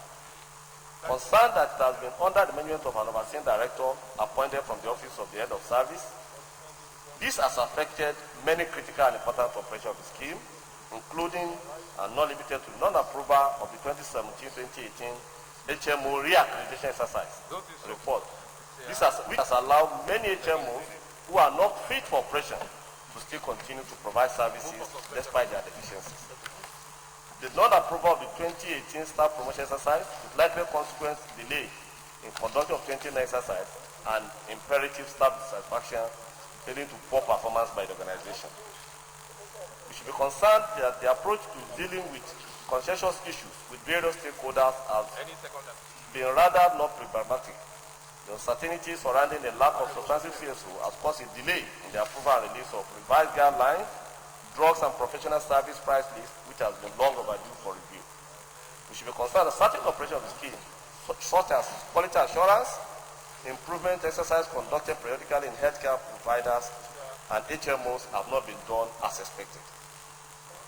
The Senate should further be worried that the dysfunctionalities in the organization has resulted to various complaints of dissatisfaction by healthcare providers and beneficiaries of the scheme, who are supposed to be consumers of health services. This includes the enrollees complain of being frequently told to purchase drugs outside of the hospital under the guise of either the drug being out of stock or not covered under the scheme. Prolonged waiting time and discrimination in accessing health services by enrollees and discrimination against NHIS enrollees in the hospital compared to fee-paying patients. There has been failure to convene regular meetings with various stakeholders, including capacity building workshops and HMO standing committee meetings. Failure to review fees and charges paid by the NHIS to meet the current economic realities in the country. The NHIS accredited HMOs owe debts of several months due to unpaid capitation and fee for service, and this has resulted to unethical means to avoid payments. As an example, the National Hospital of Abuja, which is the largest holder of patients of NHIS in the country, among the enrollees, is owed more than 500 million naira, while several other teaching hospitals, federal medical centers, even other healthcare providers are owed huge sum of money by the HMOs. There's poor regulation and supervision of state social health insurance agencies. Several of the states that have established their own agencies introduce benefit packages, capitation fees, and fee for service that are not viable. The Senate should rise up and join us to ensure proper action is taken for effective working of the scheme to attain universal coverage for Nigeria. Mr. President, distinguished colleagues, I therefore urge you, my colleagues, to support this motion by resolving that we urge NHIS to direct all HMOs to within 2 weeks settle all outstanding debt-owned healthcare providers in Nigeria so as to improve healthcare provision. We order for an investigation into the activities of NHIS to enable necessary actions are taken to improve the services of the scheme for the attainment of universal coverage in Nigeria. I so move, Mr. President. Senator Godia Okwashiki. Mr. President, my very distinguished colleagues, I am Senator Okwashiki Godia, representing Nasarawa North Central. I rise to first and foremost second the motion moved by my colleague and the co-sponsors under item 2 of the order paper of B. And before I sit down, let me align with them with the following points. The National Health Insurance Scheme was established to provide healthcare services to all Nigerians. But today, it's not all Nigerians that have access to the insurance services. Simple because of 2 or 3 factors. One, inconsistency on the leadership of the National Health Insurance Scheme, and that demand is low. Simple because most Nigerians don't know about health insurance services, and failure of the health insurance companies to remit National Health Insurance Scheme funds to various hospitals in timely manner. Mr. President and my distinguished colleagues, the universal health coverage, who entails provides effective access, including financial risk protection, to at least essential health care, is key to in achieving the World Sustainable Development Goal. But today, reverse is the case. Let's take, for instance, most of the African countries, including Botswana, Rwanda, and Ghana, which are implementing the value-added tax, and to it, they mandated social security deductions to individual income, and through this, they were able to provide health insurance scheme to at least 40% of the population of Ghana today. Mr. President, and my very distinguished colleagues, I want to align my unreserved support to this motion to excel for every Nigerian to have access to the insurance scheme in this country. Thank you. Any second, Honorable. Senator Ishatu Dairo Ahmed.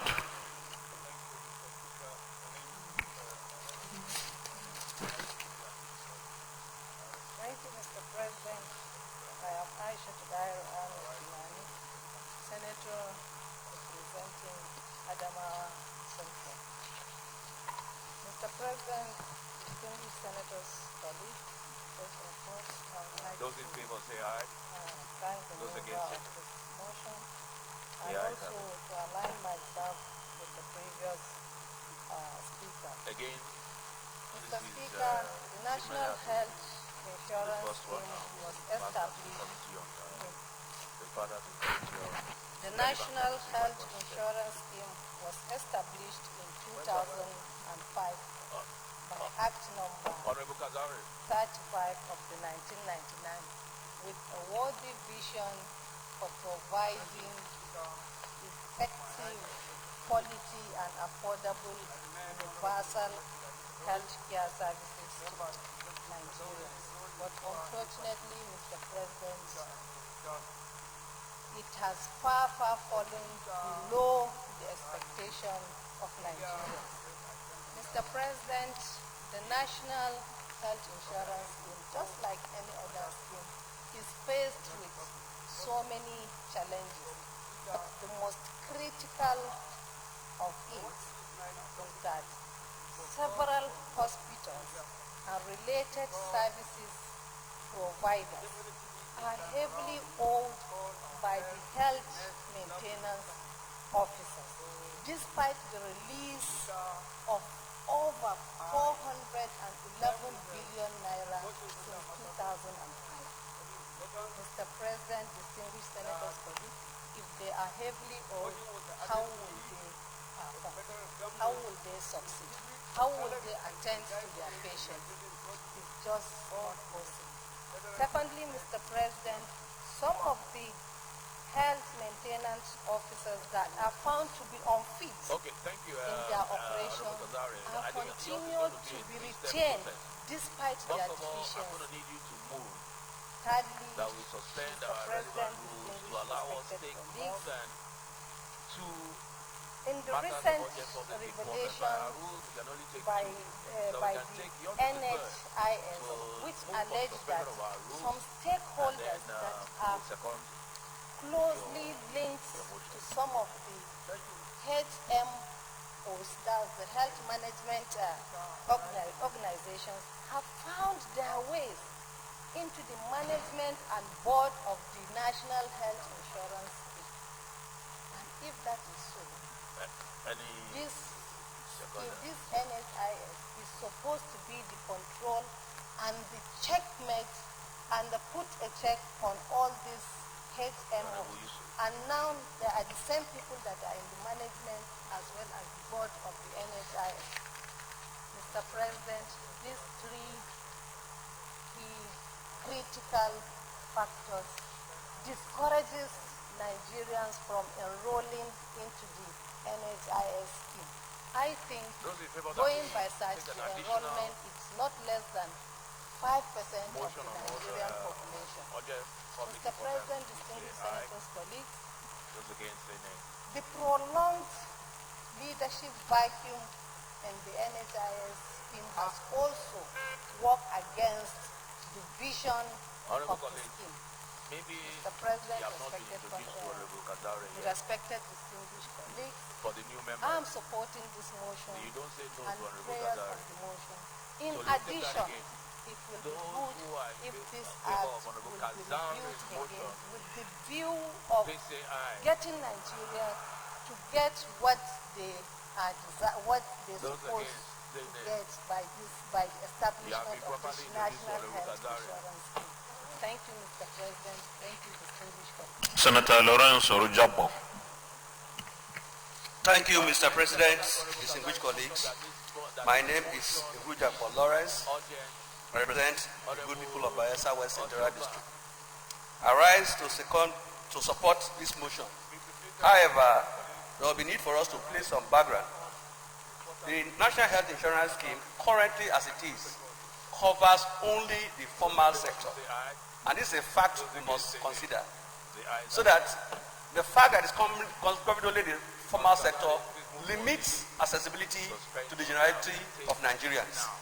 Because my mother, my father, and your brothers who are there in the village may not necessarily be in the formal sector, either as employees of the local government, employees of the federal government, or employees at the state level. And so there will be the need for us to, as we debate this, look at the possibility of capturing more persons, bringing more persons within the net of the health insurance. Because clearly, the need for the community-based components, whereby communities at their community level or at the village level will come together to be able to subscribe. Because if you are not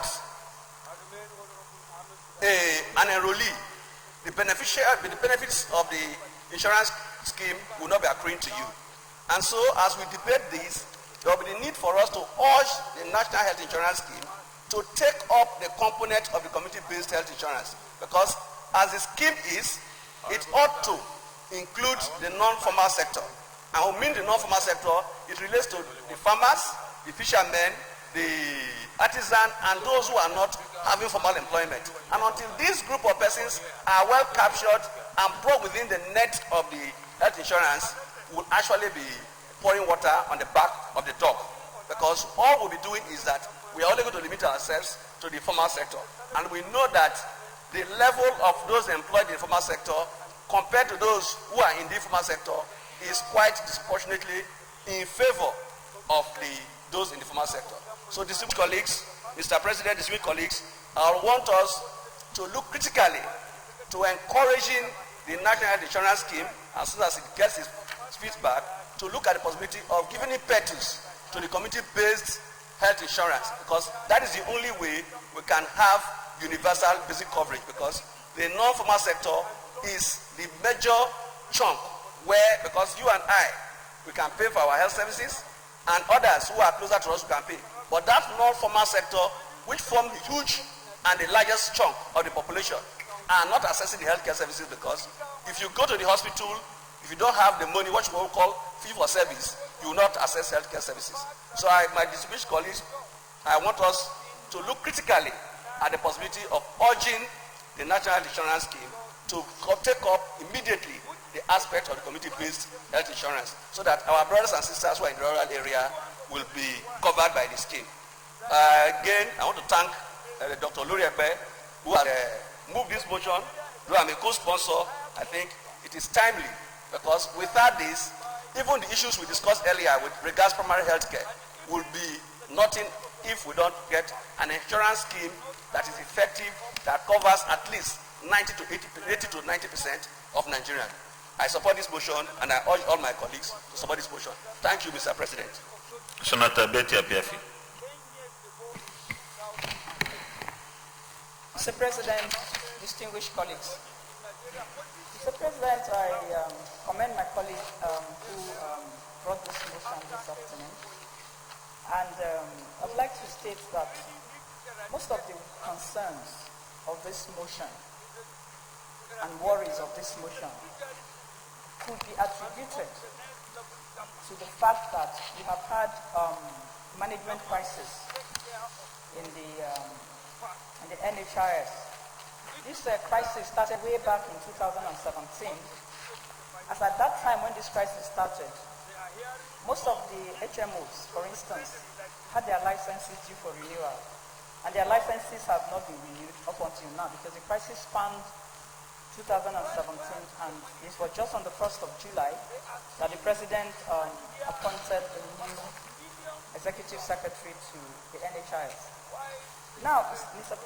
President, if you look at most of the concerns raised in the motion, the non-approval of health maintenance of the HMO reaccreditation exercise, non-approval of staff promotion, the maybe things like certain quality assurance and improvement exercises not being conducted. They are all related to the fact that there was no chief executive officer in that agency. And if you go further down to look at some of the worries, prolonged waiting time and failure to convene regular meetings, again, they are all due to the fact that there was no chief executive. That's not to say that the NHIS as an organization doesn't have issues. But my point is, because the President has just recently appointed a chief executive officer, it is important that we give the chief executive officer a bit of time to sit down and resolve some of the issues in the agency before we maybe set up an ad hoc committee to go investigating.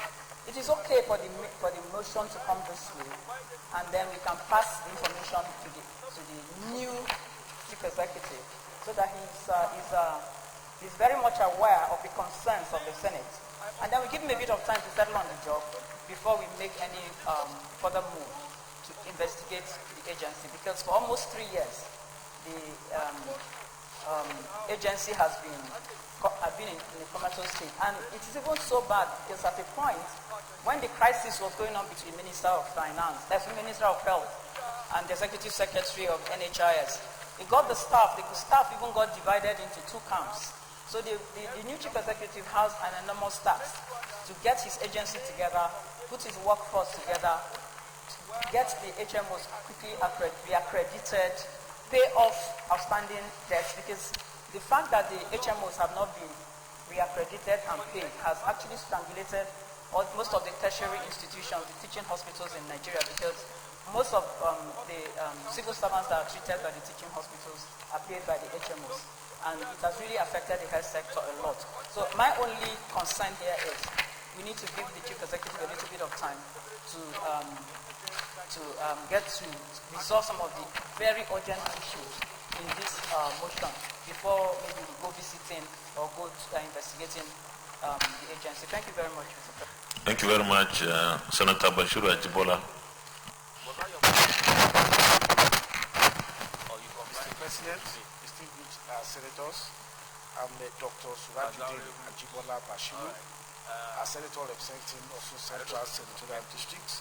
The importance of the motion, Mr. President, cannot be overemphasized, particularly having regard to the fact that by Section 14 of the Nigerian Constitution, 1999 as amended, welfare and security of the people are the primary purpose of governance. And there's no gainsaying that health is a crucial aspect of welfare for our people.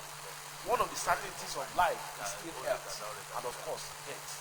So in this regard, I will congratulate the distinguished Senator, Dr. Olori Egbe, for bringing this motion. Be that as it may, what has emerged from the litany of inadequacies and challenges in the motion is that whereas the objective of having a national health insurance scheme and leading to the promulgation of relevant law and setting up of the agency has not been met. While I appreciate the concern that a new leadership had emerged at the national health insurance scheme, it will be proper, based on this litany of challenges, to have a roadmap for the new leadership by going into reviewing of even the existing legislation in view of what has been passed, what has gone previously, and see whether there will not be a need to have necessary legislation or regulation to address the reason that led to the crisis that had brought down the organization and the scheme for the past 2 years. Also, crucial is that looking at the population of Nigeria and the importance of health vis-a-vis the fraction of the former sector that we cover, whether it will not be high time now setting the agenda for the new leadership to have a review of how the health insurance scheme will also cover the informal sector. What we know is that the government, both at the federal and the state level, cannot cover the cost of provision of health facility, and the health insurance provides a framework to be able for people to have coverage in terms of health, and also to be able to relieve the government having resources to take care of other crucial sectors of the economy that will engage our people in productivity and develop our economy. So those are the areas that we also need to examine, and I congratulate the motion mover, and I hope it will be accepted by them. Thank you very much. Senator Suleiman Abdul Kwari. Thank you, Mr. President. Distinguished colleagues, I rise to support this motion on the increased attention to be given to NHIS, which has a fundamental role to play in our nation. As we strive to have the services of NHIS delivered within the country, it is important to note that this institution has been very unstable, as already stated by some of my colleagues. Over the few years it has operated, which is about 15 years, it has had 6 chief executives, making it an average of 20 months of service by each executive. This instability definitely would have caused some problems within the institution, and I would want to call that now that a new person has been appointed as the chief executive of NHIS, there will be more stability in the future, and we hope he will have his acts put together towards ensuring the expected outcomes of this particular institution. I would want to also call for a holistic review of the acts setting up this institution. An operational review may not be out of place if we call on the executive to do an operational review to know and ascertain their performances over the years. But a holistic review of the law setting them up is at this point very important. And I hope when a committee is in place, the Committee on Health will definitely look into this and make the appropriate recommendations. Distinguished colleagues, I want to support wholeheartedly the motion that has come on this floor and urge my colleagues to do the same. I thank you, Mr. President. Senator Ezenwa Onyewuchi. Thank you, Mr. President, distinguished colleagues. My name is Senator Ezenwa Onyewuchi. I represent Imo East Senatorial District. Mr. President, I want to thank you for the opportunity to contribute to this very important motion. First of all, let me start by commending the mover of this motion. What we are looking at here is how to bring back NHIS to life. Mr. President, this is one initiative of government that I consider very laudable and that should not be allowed to die. I will lay the blame at the doorstep of lack of political will. You see, Mr. President, when the pension scheme was initiated, it was not made optional, it was compulsory, made compulsory. Making NHIS optional is an issue because for this program to succeed, we need to bring a lot of Nigerians on board. And bringing them on board means that they will contribute to the scheme and it will be an answer to the paucity of funds and the lack of funding for our healthcare system. It is supposed to address that issue. But because we do not have enough people on board, it is difficult for it to address that issue. So the lack of political will and the lack of proper legal framework, it is this lack of proper legal framework that gives loophole for the HMOs to take advantage of. And that is what has militated against this scheme. Mr. President, this scheme should be subject to review, periodic review. Because if you look at what is going on now, when this scheme started, maybe about 15 years ago, those who registered in the scheme were paying like 750 naira for one patient. Today, there's no review, and they're still paying the same thing. And that is why when you go to the hospitals, especially the private hospitals, they will refuse to treat people on this scheme because there's no review. And you're looking at this same amount. 750 naira 10 years ago cannot be the same after how many years with the inflation that we experience in this country. So those are the issues we are going to look at. And Mr. President, we're also going to look at the issue of enlightenment. A lot of people do not know about this scheme. And even for those who know about this scheme, they don't know their right with regards to this scheme. They don't know what they expect. They can go to, they don't even have direct contact with their HMOs. So that is one thing that should be corrected, Mr. President. And we also have to look at the issue of corruption. A lot of stories have been bandied.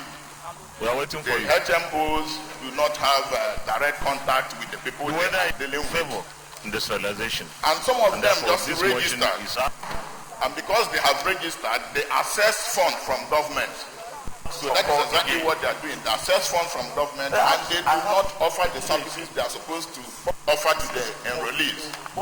So those are the issues we must look at if we have to make it succeed. Like this in future. Thank you very much. This scheme is supposed to give easy the deputy minority services. It is also supposed to give quality and affordable service. And Mr. President, one thing I want to say is that this ninth Senate, if one thing we can do with our instrumentality of oversight, largely tested. Is to get this scheme working again. As part of the research, I think Mr. President would have succeeded in writing our name in gold. Thank you, Mr. President. We'll go to the prayers.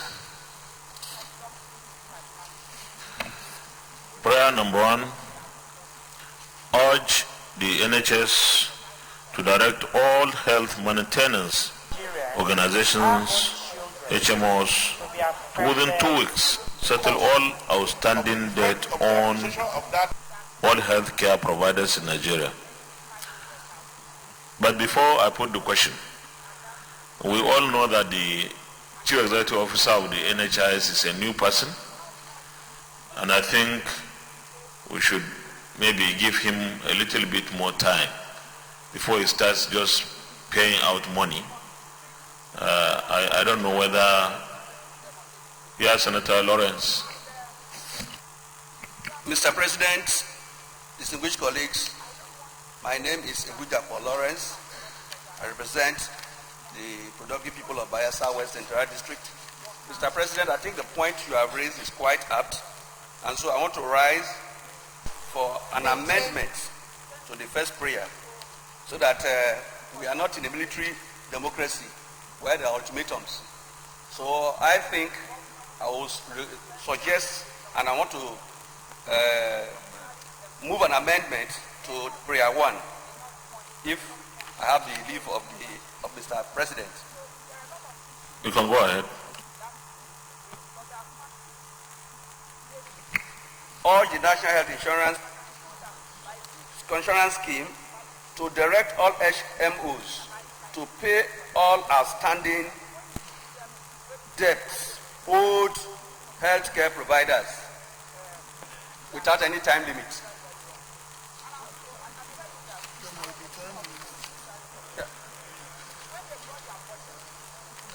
I don't know whether that is helpful, because it means they can pay even within 1 day. Distinguished, why I brought up that observation is because we want the new CEO there to ensure that payments are made only to those who are entitled properly. And I think we should be careful given 2 weeks, and then he ends up paying the wrong people or doing the wrong things, and then we come back here. So I don't know whether we need to give him more time than 2 weeks. That's the essence. 3 months. Okay. Urge the National Health Insurance Scheme to direct all HMOs to pay within 3 months all outstanding debts owed healthcare providers. Any seconder to the amendment? No. We have to have Senator Christopher Ekpeyon. Mr. President of the Senate, my name is Christopher Stephen Ekpeyon, representing Akwa Ibom Northwest. I rise to second that amendment by my distinguished colleague, urging the NHS to direct all health maintenance organizations, HMOs, to within 90 days. You are on different wavelength now. He said 3 months. And 3 months may not necessarily be 90 days. So we need to maintain the 3 months. Okay. Those in favor of prayer 1 as amended, say aye. Those against, say nay. The ayes have it.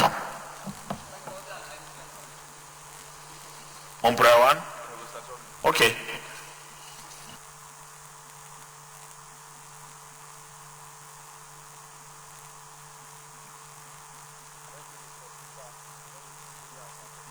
This can be an additional prayer. Prayer 2. Order for an investigation into the activities of the NHIS to enable necessary actions to be taken to improve the services of the scheme for the attainment of universal health coverage for Nigerians. Those in favor of prayer 2, say aye. Amendment. Senator Ross Oko. Lagos Oko, Cross River North. It should read, I believe, mandate the Committee on Health, when constituted, to carry out investigations into the NHIS activities and recommend ways to improve the services of the scheme for the attainment of universal health coverage for Nigerians and report back to the Senate. Any seconder? Senator Ayo Akinye-Lure. Thank you, Mr. President. I remain Ayo Akinye-Lure, Ondo Central. I stand to second the motion for I write to second the motion amendment on.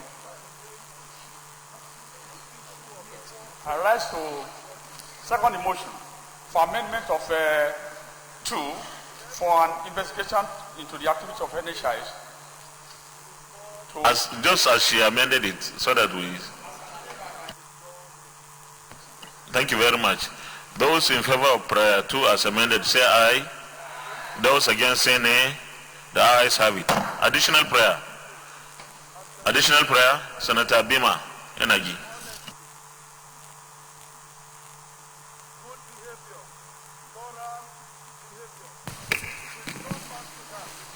Thank you, Mr. President. My distinguished colleagues, my name is Bima Muhammad Enagi. I represent the good people of Niger South from Niger State.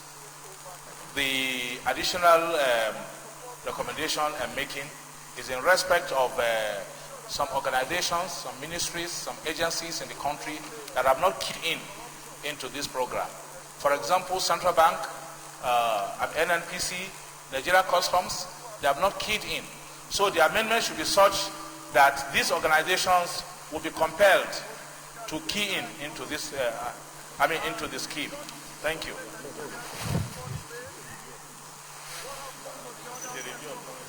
Any seconder?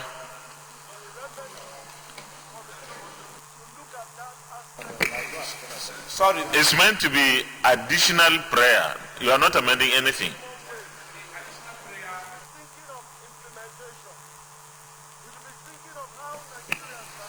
The operations of the NHIS should be looked into in such a way that some other government organizations that are not keyed into the program will key into the program. That's the amendment. Any seconder? Well, additional prayer, Senator Yusuf.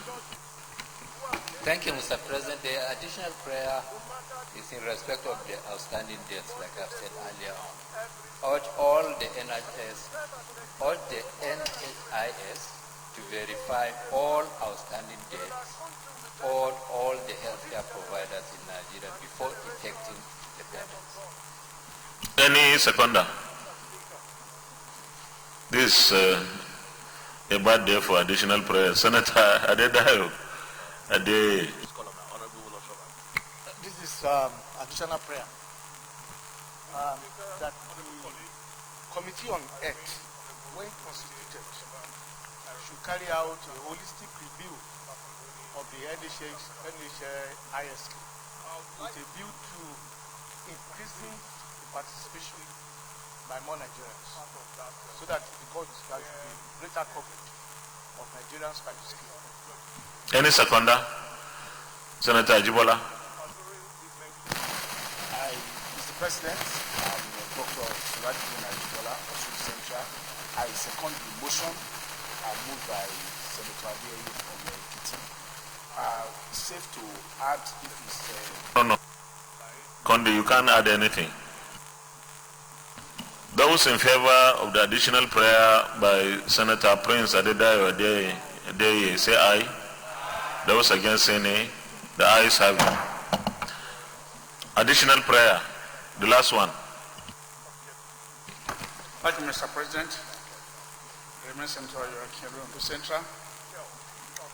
Urge the Nigeria Medical Association to ensure that the private medical practitioners should, as a matter of urgency, register their clinic under NHI scheme as health providers, medical services as at when required by all insured under the scheme. I so move. Any seconder? Senator Ross Oko. Ross Oko, Cross River North. I rise to second the additional prayer moved by my colleague. Those in favor of the additional prayer by Senator Ayo Akin-Elore say aye. Those against say nay. The ayes have it. Very distinguished colleagues, thank you very much for the various interventions, and NHIS is a very important institution in the health sector of our country. I believe that when our committee on health will be reconstituted, it will have its hands full. I happen to chair another committee on NHIS in the last Senate, and I know the kind of issues that are within that institution. We believe that we should have more coverage, and I agree completely with the position of Senator Lawrence, of the need to capture those who are outside of the formal sector, because maybe those who are in the formal may not be more than 5% of the population. So we need to have the coverage widened and deepened. Thank you very much. Senate Leader.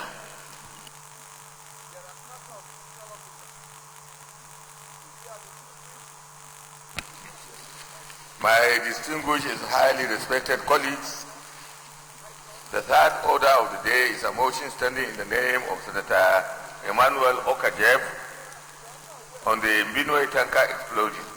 Urgent need to curb incessant explosions of petroleum tankers in Nigeria. Mr. President, you may wish to invite distinguished Senator Emmanuel Okajev to move the motion. Senator Emmanuel Okajev. Thank you, Mr. President. Okay, Jeff. I represent the good people of Benue Northwest. My dear colleagues, this is a disaster-related motion on the Benue tanker explosion, the urgent need to curb incessant explosions of petroleum tankers in Nigeria. The Senate notes the unfortunate explosion of a petroleum tanker in Ahumbe village along Makudi Alede Otupo Federal Highway in Gwe local government area of Benue State on Monday, 1st July 2019. Further notes that the driver of the tanker had lost control of the vehicle after trying to dodge a pothole at a very dilapidated portion of the Federal Highway around Ahumbe village and crashed by the roadside. Regrets that people from the nearby villages defied warning from security personnel and were scooping fuel from the fallen tanker. Then a passenger was maneuvering his way suddenly scratched his exhaust on the road, which sparked the fire, killing over 50 people and over 100 others secured various degrees of burns and injuries. Worried that several cases of similar incidents are relatively common in Nigeria, as fires and explosions often occur due to badly maintained roads or because people attempt to siphon off fuel from the tankers and pipelines.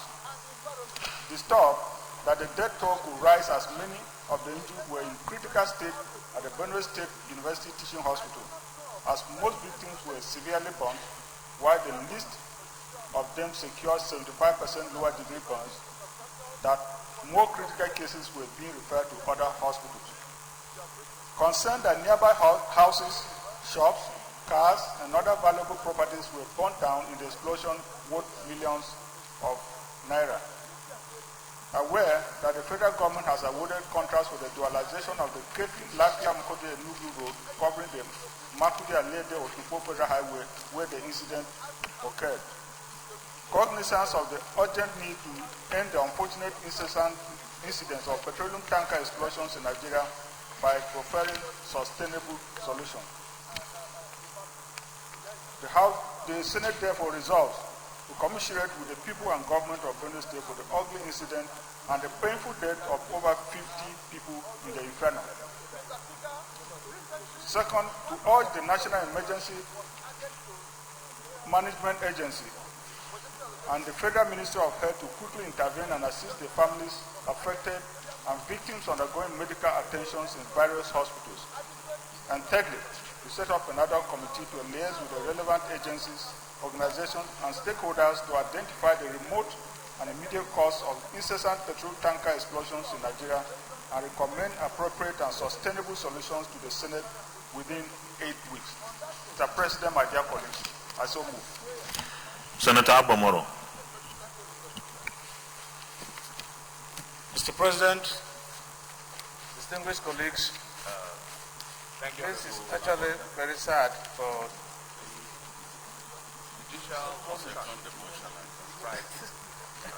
Mr. President, Abamoro, representing Plenary South Senatorial District. I rise to second this motion, ably moved by my colleague, Senator Okeje. Honorable colleagues, I think we have... Do you want to contribute? Those in favor of the motion, say aye.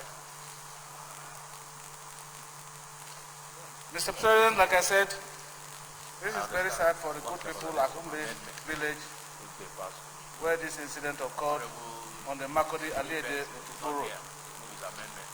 Mr. President, I want to use this opportunity to send my sincere condolences and commiseration to the people affected.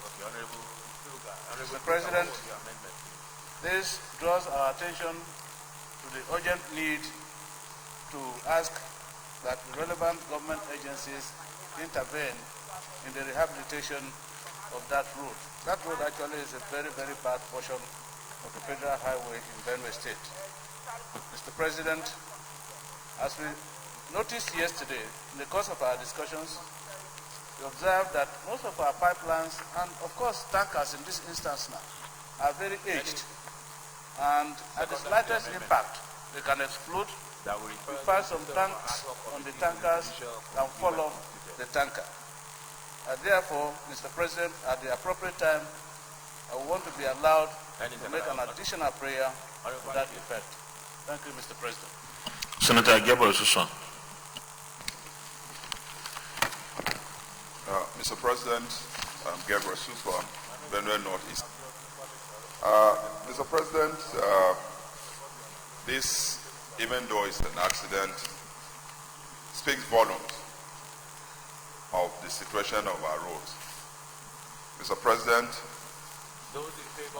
it's not a hidden fact that we have very high deficit as far as road infrastructure in this country is concerned. This is not just a tanker that exploded on its own. From the motion, the sponsor said the tanker was avoiding a ditch. After office, Mr. President, as governor, I decided to travel by road across the country. And in all parts of our country, Mr. President, the roads are bad. This particular road from Makedi to Enugu is one of the worst portion of the road in this country. And this is an artery that have commuters moving from the south-south, the southeast, all the way to the north. And I believe that there are a lot of incidences like this, just that this one has consumed a lot of life. There are some that have consumed less life, and so people are less concerned about it. There's a need for us as representative of the people to address the issue of infrastructure deficit as far as road infrastructure is concerned in this country. And this House has the power of budgetary allocation. And so when committees are properly constituted, I think the Committee on Works should be mandated, Mr. President, to deeply look at the issue of the deficit of road infrastructure. But having said that, I want to also say that there are agencies that are saddled with certain responsibilities. For instance, road safety. Road safety is an agency that is supposed to critically look at who is driving which car. Mr. President, I know as a fact that that agency is poorly funded. And so they are no longer carrying out the responsibility for which they are set out to do. And so I can decide today that I'm a tanker driver. But for you to be a tanker driver is different from you driving an SUV or a salon car. suspect every Tom, Dick, and Harry walks up every day and just pick up these vehicles and are driving. So outside of the bad roads, I think these agencies such as road safety and even the police should live up to their expectation, to their responsibility as far as movement of vehicles is concerned. Now, the issue of haulage. People like tanker drivers and even other commuters should be properly regulated. There are a lot of them that are not licensed. And then our rail system. This ordinary, if the rail system is working, you have less of these tankers on the road than you now have. The reason why we have a lot of bad roads even is that, you know, tankers are heavy duty vehicles and you have virtually all of them applying these roads. The tendency and the likelihood is that these roads would definitely deteriorate within the shortest possible time. Also, related to this, going back to Minister of Works, when you look at road construction in the past, there are roads, Mr. President, there's a road that was constructed when I was in primary school that traversed Benue and Taraba State. That road is still as strong as it was when it was constructed in 1972. Why? Because those engineers then were patriotic. The situation you have now is that the engineers and Minister of Works that are saddled with this responsibility easily compromise with contractors. Instead of building roads that can last for 20 years, most of these roads are built and last only for maybe 5 years. And you go there are potholes everywhere. Again, road maintenance agency. That agency was set up with the sole responsibility of making sure that potholes along our roads across the country are maintained and properly catered for. I don't know whether that agency still exists, because everywhere, most of us here travel by road. And 71% of Nigerians who are living under the poverty line travel by road. And so if we are representing the hopes, fears, and aspirations of this group of persons, Mr. President, this motion should not just be addressed as an isolated incident in Benue, but should be comprehensive, should give us the impetus to address the issue that relate to road infrastructure in this country. I also want to, I don't know whether when it comes to the amendment, to urge this House that we should observe a minute silence for the 50 people that lost their life, because these are just innocent villagers who, because of the poverty level, saw an avenue for them to make some small change by scooping fuel by the side. It wasn't their fault. And so I will urge this Honorable Senate to observe also a minute silence for life loss in this very sad, tragic incident. Senator Oji.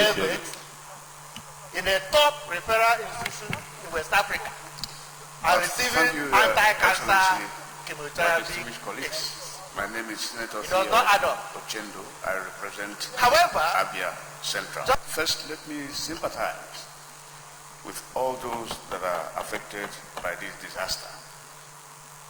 Your Excellency, you see, vehicles that convey this commodity, we call it articulated vehicle. It is built specially for this purpose. And it is manned by articulated motor drivers. That is what they are called. But take a look at the articulated vehicles. Most of them are Tokumbo cars, imported from outside. It's only major stakeholders like Fort Oil that can import brand new ones. These Tokumbo articulated vehicles, when you see them moving, they are mobile fire waiting to be ignited. And that is what has happened in that place. Yes, today we've been talking about health. Health is wealth. There are adverse how to preserve that could affect. But there are people who have that health, but they are careless. It could be just with the health. This patient does not react well. We don't have a reason. I had an opportunity to go into the motor park one day, because there's a rule that says that articulated motor drivers that convey this must have fire extinguishers in their vehicle. I asked one of them, where are fire extinguisher? You say, okay, don't worry, God there. Before I sit down, that's what you answer. God there. Yes, I know God there, but you have to help God to help yourself. So, many of these vehicles don't have fire extinguishers. When this type of situation comes up, the man will not know what to do. Yes, we know also that the roads are bad. But the people meander and pass. We don't want a situation where we have fire disasters consuming our homes, consuming our marketplaces, and we are trying to make do with that, to make sure that we keep it at bay. And then fire disasters are coming on tankers to kill our people. On behalf of my... Yes, I agree. These articulated drivers, go and ask them for their license. Some of them are driving with expired license. When they're passing on the road, when they stop there, they'll just put hand in their pocket and give to them and they pass and they go. But when the disaster comes, it doesn't affect them alone. It affects every other person. So, Your Excellency, I want to say that like my brother Suswan said, the agencies that supervise these bodies, they are not doing very, very well. In fact, there should be a policy that if you are a tanker, before you are loaded, you have to show the roadworthiness of your vehicle before you move. Instead of point of order, leader.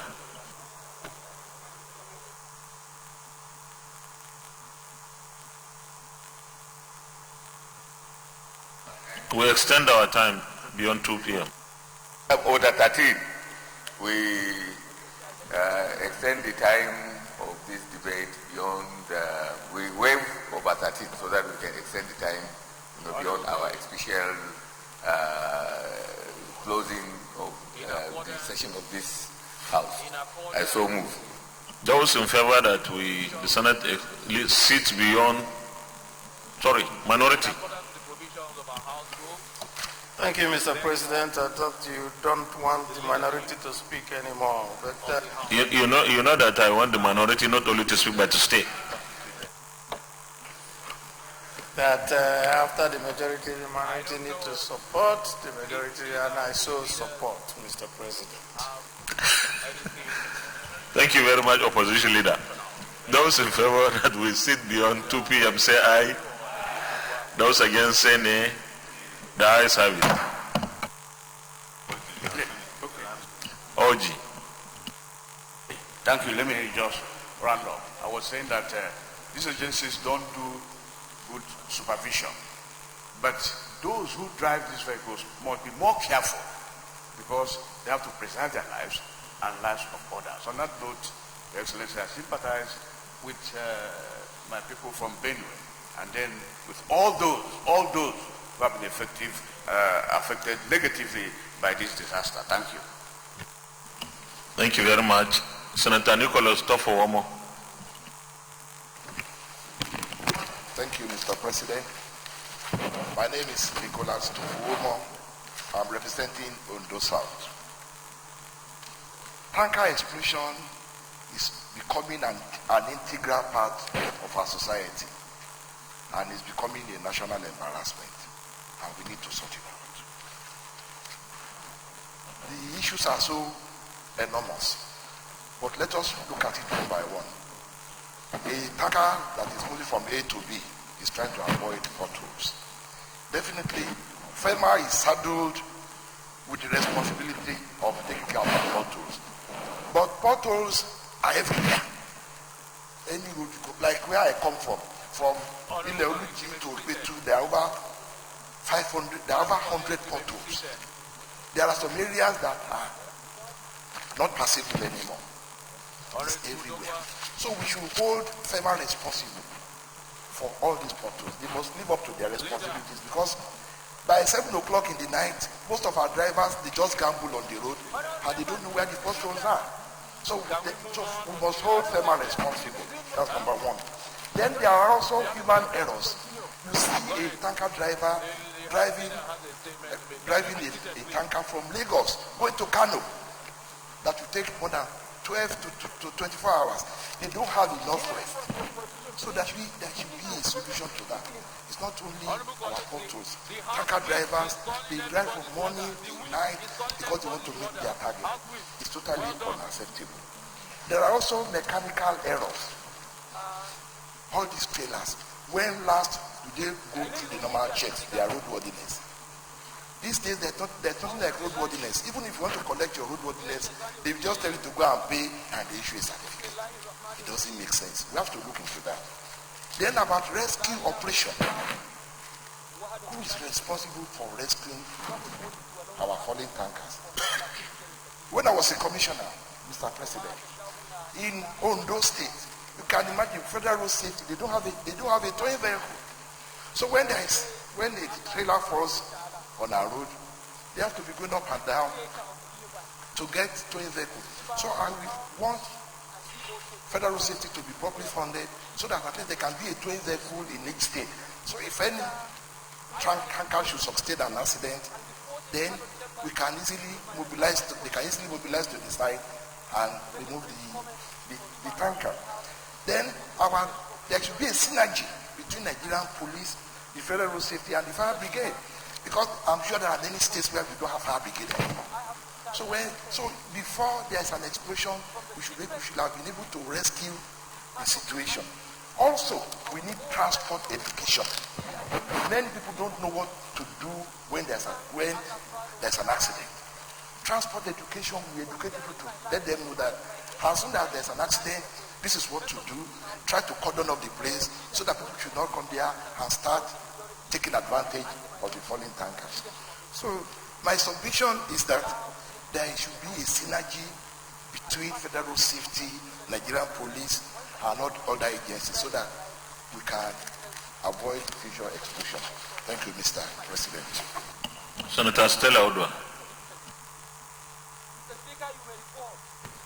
Thank you, Mr. President.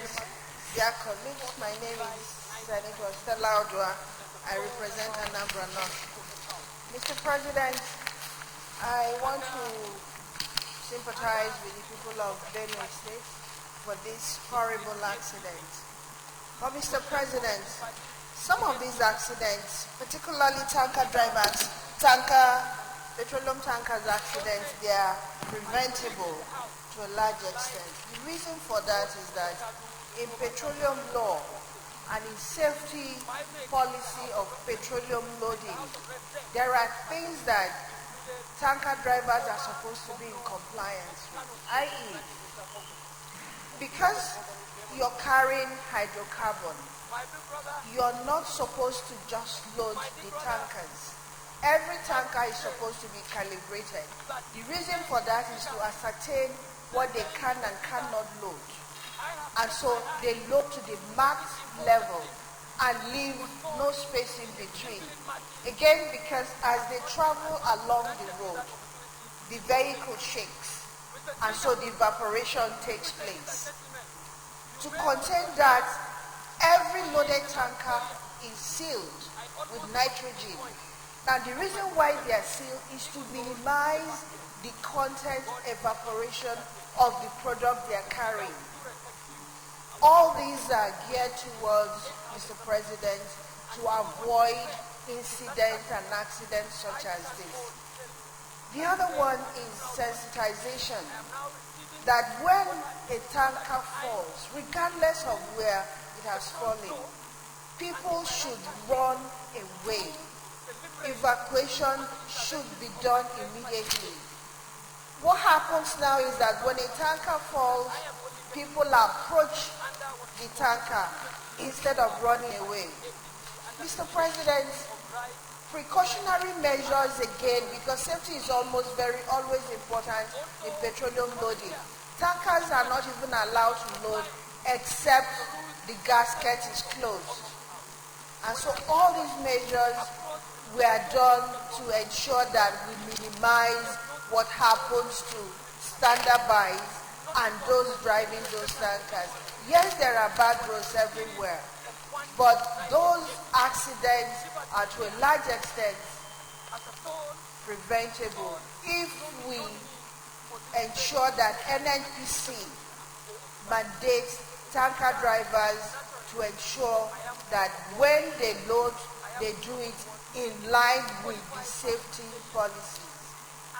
And also, they are not allowed to sell along the road, because when they load and come out of the road or Zaria or wherever, those sealed manholes are tampered with. And so petroleum products come out of it. And what you see thereafter is a time bomb just waiting to explode. Mr. President, I think what we need to do, in addition to sympathizing with people of Benue and any other place, including my place where we have such accidents, is to ensure that NNPC, PPMC in particular, gives that safety policy to every tanker driver. In the past, it used to be that every tanker driver, after 6 months, goes for safety training and retraining to make sure that they do what they are supposed to do when an accident happens. And indeed, they should not travel without their firefighting equipment. They are standardized. Mr. President, it's unfortunate this happened, and more will happen except if we do the needful. And that needful is to ask PPMC to step up and ensure that safety policies are being implemented. I so submit, Mr. President. Chief Whip. Thank you, Mr. President. The most important thing happening on the tankers accident, I sympathize with good people of Benue State. But the issue of these tankers is that some of these vehicles we are bringing in now, some of them are made 5 tons, and you see the tankers, the bucket of the tanker at the back is carrying 10 tons because they want to overload these tankers. And people driving these vehicles are underage. You can see a big tanker. You will see somebody of 5 years old, 10 years old, 12 years old, below 18, carrying big tanker. I have stopped on the road when I was governor many times to stop tankers on the road. I say, how old are you? He says 16. I say, come down. I'll call commissioner of police. So you see, and many people are using drug also when driving these tankers. So these are issues that we have to look at. And they are no longer inspectors on our highway. Like the Senator Odo has said, the tankers are specially made. If you are in oil industry, you know that tankers are something that you have to comply with safety, you have to comply with ability to drive it. You have a manual where you need to check. We need to ask these agencies that have to do with this to comply strictly with those manuals. Not only the tankers, you see trailers on the road, they are carrying, instead of 10 tons, they are carrying 20 tons of load. They even put some baskets all over the vehicle. I have stopped on the road also, Port Harcourt Expressway, because it happened very often. In Port Harcourt, Aba, Umuahia, Okigwe, Aba, Port Harcourt Expressway. It happened very often. Carrying tomatoes, carrying cows, and all the rest of them. They are firewood, and these people have no regards to what the vehicle is supposed to carry. And they continue duly cause an accident. In petroleum law, as she said, nobody is supposed to remove a tanker from the NNPC depot unless it's totally sealed. And it's inspected by NNPC workers that is sealed. And you cannot do backfilling. You have to be fully filled because these things will go to gallop because they are flammable. They need to be full in the tank. Most of the tankers are also carrying overload, as I may call it. They are carrying 5 tons vehicle. You see the tanker is carrying is 20 tons because the owner wants to make more money. The agencies are no longer checking it on them. So we must put a law, except apart from sympathizing with good people of Benue State, we must inform the agents to be more careful on people that drive this tanker. Thank you, Mr. President. Senator Abubakar Kyari.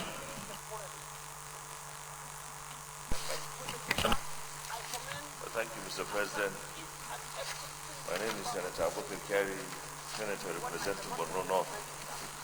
Mr. President, distinguished colleagues, I'd like to join my other colleagues that have spoken before me, sympathizing with the people of Benue in this horrible and dastardly event. Much has been said about infrastructure and the conditions of the vehicle.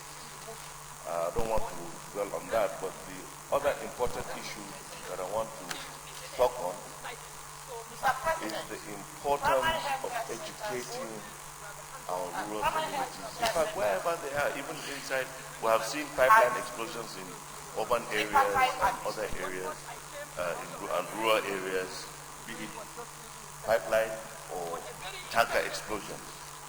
What happens when there is a leakage of fuel, whether by accident or a deliberate attempt, is that petroleum products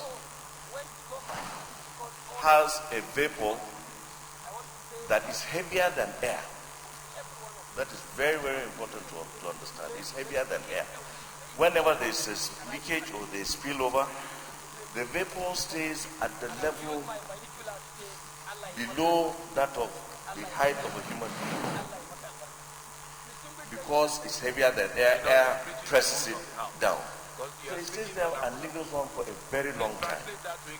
And the slightest spark, whether it's coming from clutch of buckets of people scooping fuel, or whatever, or a match, or in this case, the accident of a Hummer bus,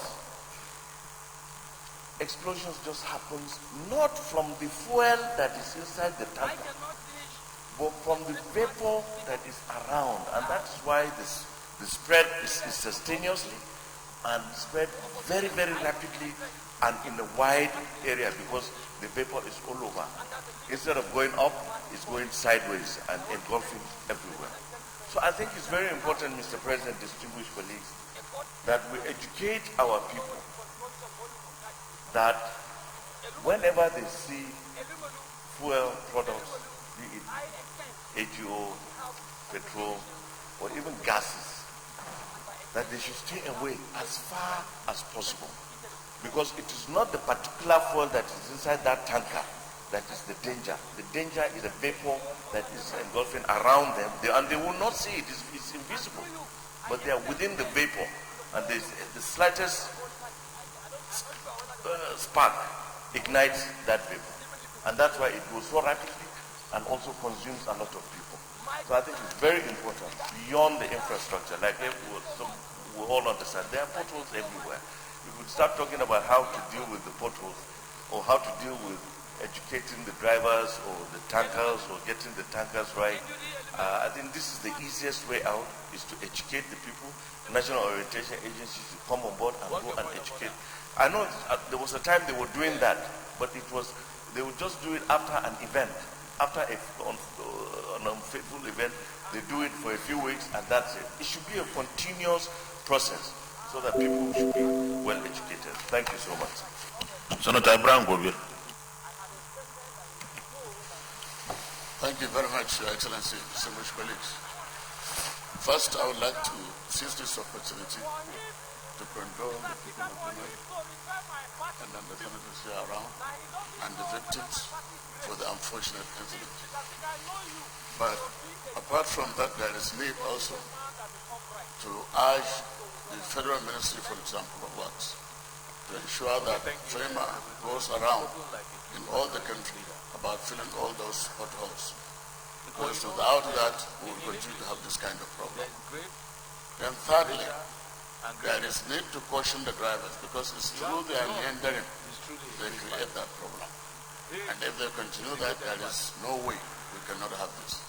And there is need to have also cautionary signs everywhere where there are potholes, so that drivers coming around that area will have to go gently and then drive with caution, so that they will avoid this kind of problem. Then lastly, what he has said about the sensitization ceremony, or at least awareness, so that people cannot be standing there. you find that most of the victims are not even siphoning the fuel. But what they are doing is to be looking. They are onlookers. And at the end of the day, they end up being victims. So this is why I will stop, Your Excellency. And I wish the victims will have the fortitude to bear the losses, their parents. Thank you. Senator Kola Ademola Balogun. Mr. President, distinguished colleagues, my name is Kola Balogun. I represent Oyo South Senatorial District. I rise to join my colleagues who have spoken before me to also sympathize with the victims of these unfortunate accidents. I'd like to recall that I think it was sometime last year we had similar problem in Lagos State, I think somewhere around Baga area, where over 200 lives were lost, including children and women. And so when you have this problem, and you try to think about the cause of this problem, most of the time you discover that bad roads are responsible. Drivers' incompetence are responsible. We have a particular road from Ibadan to Ijebu-Ode that was constructed in the days of Western region. The road is still intact. So what is wrong with the roads we are constructing now? My side of the story. Who is responsible? I am here to apologize to Nigerians for insulting their sensibilities. I think it's therefore with deep sense of remorse and responsibility that I, Senator Shafo Abo, profoundly apologize to all Nigerians, for us to appropriate funds, the Senate, for Ministry of Works, the People's Democratic Party, the PDP, all these agencies, my family, without my monitoring friends, the quality of roads, as well as our mothers, the Nigerian women. Our duty and responsibility. I personally apologize to Bibra and our family for my arm of actions. government to ensure that no matter what you did to me, you don't deserve such treatment. Most of these drivers are cash and I have never most of them procured that driver been license. known for violence. In the US, you can't buy license. Regardless of what transpired prior to my expression of anger, which I'm not ready to discuss, you can't proceed. I am sincerely sorry, Test. and I plead I agree, that all men and women of good conscience but here I'm aware shall have their heart that most of these drivers forgive me. purchase The air is human. So we have to Forgive find me. a solution, and a lasting solution to that. Besides, My family and religious upbringing a way to do not give me approval, the health state such of mind, and conduct. the state of health of these drivers. And as a leader that I have become today, through God's design, I seek for forgiveness from God Almighty and those I have offended all over the world by my actions. To ensure that This is not me. My life can never be defined by 5 minutes. I have stood up for humanity all of my young life. I have stood up for good causes. I have stood up for those that cannot stand for themselves. I've sacrificed so much for humanity. The ideal thing, but in the meantime, before we get to that stage, To the Church of God, that the drivers are competent everywhere in the world, to ensure that the roads that they fly are quality roads. So perhaps I'm sorry.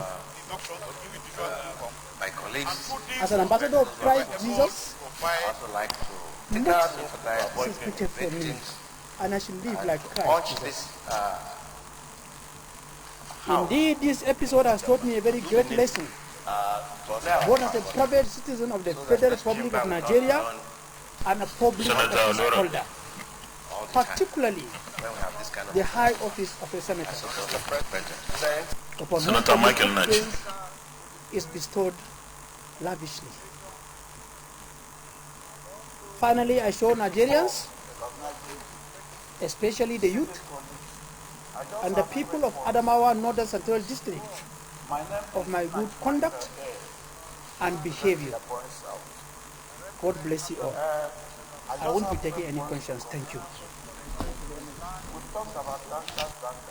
And the people of Adamawa Northern Central District, of my good conduct and behavior. God bless you all. I won't be taking any questions. Thank you. We are not supposed to use tankers to distribute our product. We're supposed to use the railways. We're supposed to use pipelines to distribute our petroleum system. But it does appear that some people whose business it is to import these tankers and earn living are frustrating these areas of petroleum distribution. We really need to look at it.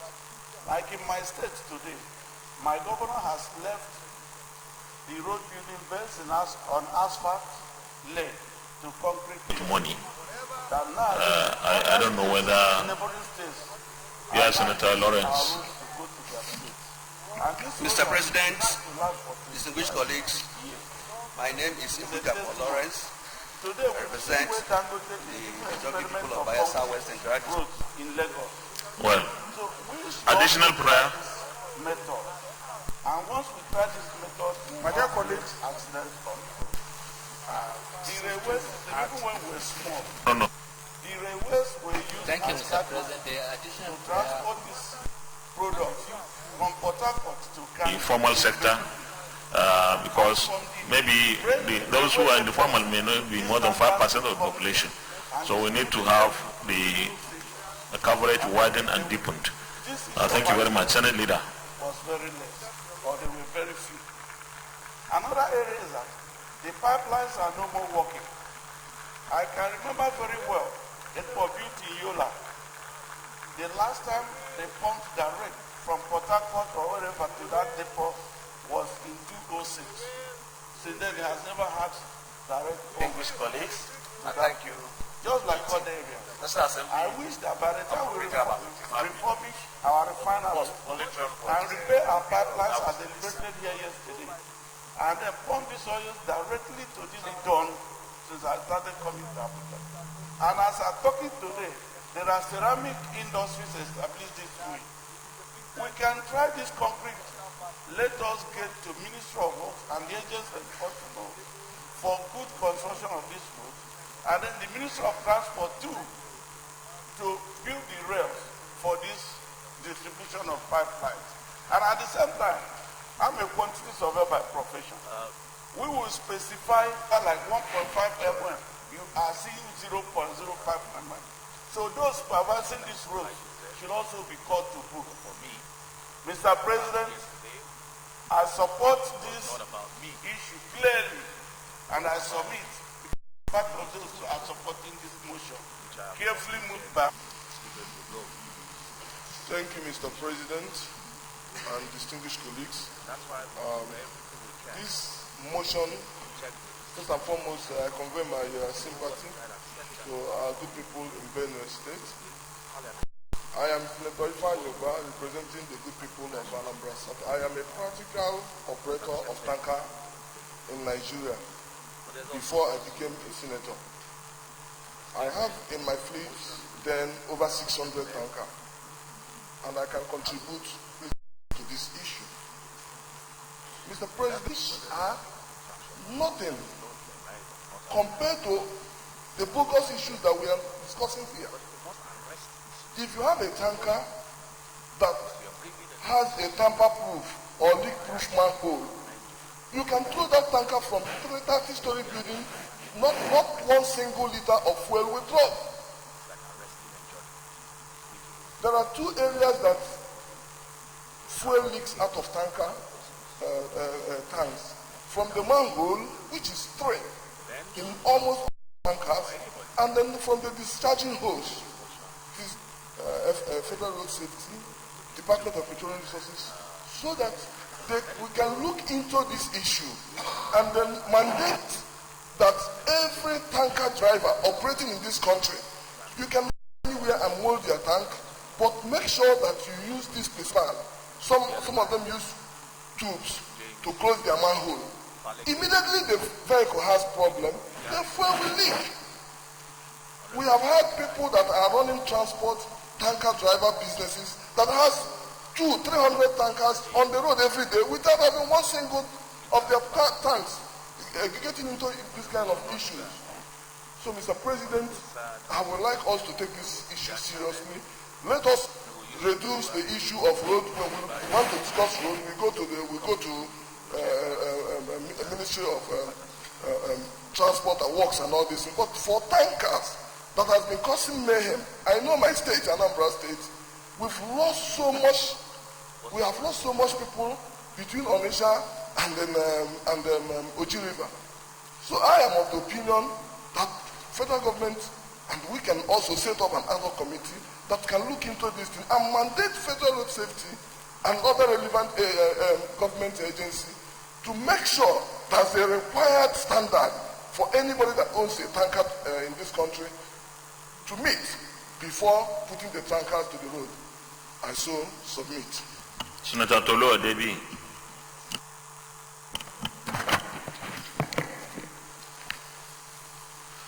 Mr. President,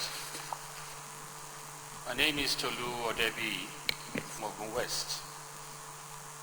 Let me first of all join my colleagues in extending my condolences to the people of Benue State. I must also join what my good friend Senator Ifeanyi just said just now. I have listened attentively to what a lot of people have said, and one of the things that I kept telling myself is that we have a national policy on safety and health, a national safety and health agency. Because in most countries, you have an organization for safety and health agency that regulates the movement of dangerous materials across the country. And if we do that, they should be the one that mandates or gives guidelines as to what just what Ifeanyi was talking about now. What are the requirements? What is supposed to be happening in terms of movement of these materials? How should they be moved? And also, who is going to be culpable? Because even the tank farms that fill these tanks, knowing fully well that some of these tanks are not in good condition, they should be held responsible. So there must be a way in which they note down the tankers that load from their port, and they assess them before they allow them to load their materials. Because at the end of the day, if you load a rickety tanker and at the end of the day they go in and have an accident, somebody should be held also responsible, because the blame should not also be just on the tanker, because even the person that loaded the material. So for me, I think we just need to have a holistic view of these things, and there must be a national organization, a national safety and health agency that oversees the haulage of dangerous flammable material across the country. Not only just the gas today, it could be petroleum product tomorrow. So this is the area that I just feel that we need to look at. There's one, we need to look at them, look at exactly what they are doing. Are they inspecting? Are they sending all these let me start by saying that I've watched the other news. They give them guidelines as to what they need to do or what they are not supposed to do, or even some of these tank farms. They have guidelines as to what kind of tanks they can fill and what kind of tanks they cannot fill. So these are some of the guidelines that because we cannot every day our body policy. I have to look at whether it's road, whether it's the tire of the tanker, whatever. We must have a holistic view of some of these things and make sure there's an agency that oversees all these oversees the safety and health issue of some of these companies. Having said that, some of these dangerous materials across the country. I am not unaware at all that distinguished senators, let's go to the prayers. Prayer 1. Extreme reaction. Commiserate with the people and government of Benue State for the ugly incident and the painful death of over 70 people in the inferno. Those in favor of prayer 1 say aye. Those against say nay. The ayes have it. Prayer 2. Urge the National Emergency Management Agency, NEMA, and the Federal Ministry of Health to quickly intervene and assist the families affected and victims undergoing medical attention in different hospitals. Those in favor of prayer 2 say aye.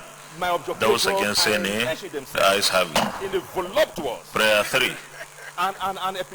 Set up an ad hoc committee to liaise with the relevant agencies, organizations, and stakeholders to identify the remote and immediate cause of incessant petroleum tanker explosions in Nigeria and recommend appropriate and sustainable solutions to the Senate within 8 weeks. Yes, DSP. Platitudes and jesuities? How does that become my own scope to unravel what they stigmatize as my speech anchorology? No. Okay, Bakassi. I will pretend that I understand composition of committees. Therefore, I'm going to seek an amendment. Let us get into some serious stuff, which is your terrain. Politics. The appropriate standing recently, everybody has been clamoring that we switch from the military system to true federalism. To liaise with relevant agencies. My take is fantastic. To identify the remote if this nation causes of incessant petroleum tanker explosions will not burn in Nigeria and recommend appropriate and if this nation want to eschew a second civil war, we cannot but Senator Loro Igbe. And that is why it came to me as a sign of Miliaka that the National Assembly that was supposed to provide leadership and seize the historical momentum the amendment to devolve powers proposed by from the Santa Claus state federal government. This needs to be winged. Those in favor of prayer 3 as amended say aye. Those against say nay. The ayes have it. Additional prayer. And bringing us back to Senator Suswan. It's 2 years gone. Yeah, Mr. President. We are heading the Senator Suswan. Of course. Additional prayer. Those who bested themselves in toxic animal fashion in favor of the against the President Muhammadu Buhari and the Senate to formally government in the last 2 years issue a condolence must take immediate recognition of the fact that at the time the APC and the President came on board, any seconder? Nigeria suffers from the Senator Amos Bulus. I'm looking for a seconder. It was not going to be easy. Senator Lawrence. To bring about the Mr. President, distinguished colleagues, my name is Lawrence. I represent the productive people of Bayelsa West Central District. I rise to second the additional prayer moved by Senator Gabriel Suswan. I so second. Those in favor of the additional prayer by Senator Gabriel Suswan say aye. Those against say nay. The ayes have it. Be careful with your neighbor. Additional prayer, Senator Amos Bulus. President, my name is Senator G.K. Amos, representing the district from the south. The additional prayer, I want it to go this way. Urge NNPC, PPMC, and all other stakeholders to do more advocacy in educating the people in the danger inherent in all these explosive areas. Because more people die as a result of trying to scoop all these things. It's not the accident. It's the people, that tendency of people coming there to scoop that make people to die in mass. You know, almost all the explosions that are taking place in the country. Thank you. Any seconder?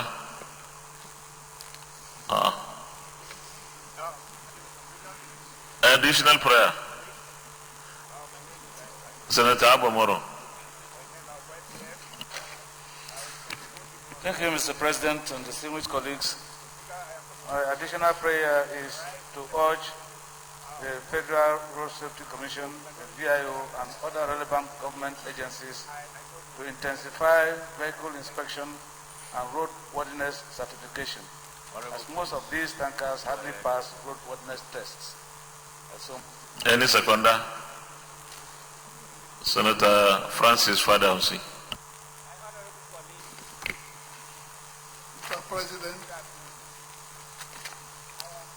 my name is Francis Adefadamsi, representing the group people of East.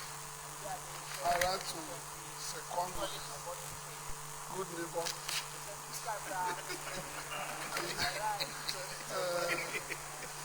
Senator Abamoro's amendment, additional prayer. No, you can only second. So those in favor of the prayer, additional prayer by Senator Abamoro, say aye. Those against say nay. The ayes have it. Additional prayer, Senator Nicholas Tofomo.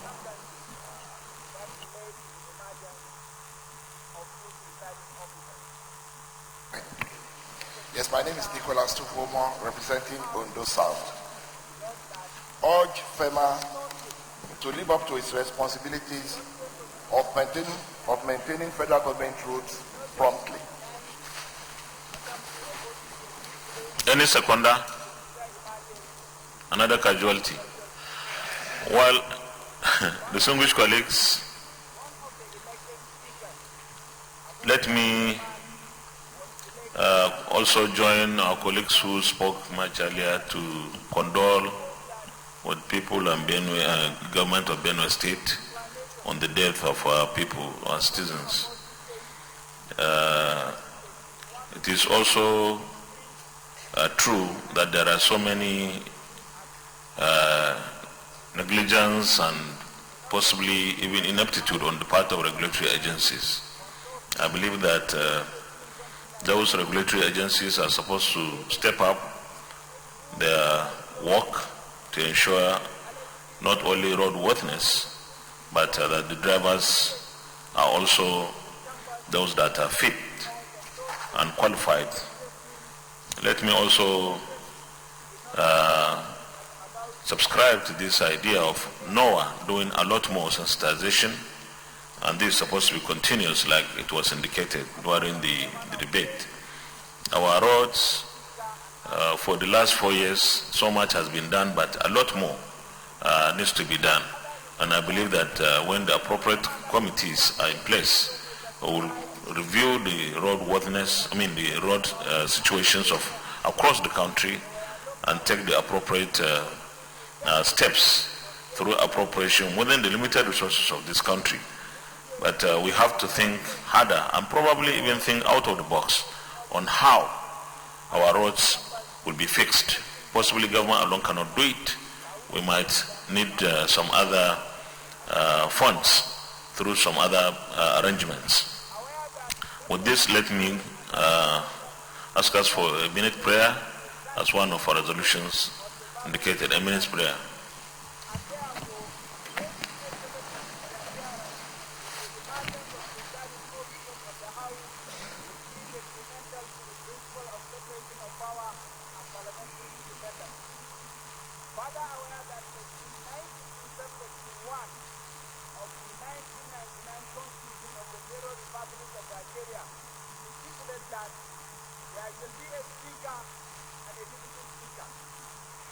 May the souls of our departed citizens rest in perfect peace. Amen. Announcement.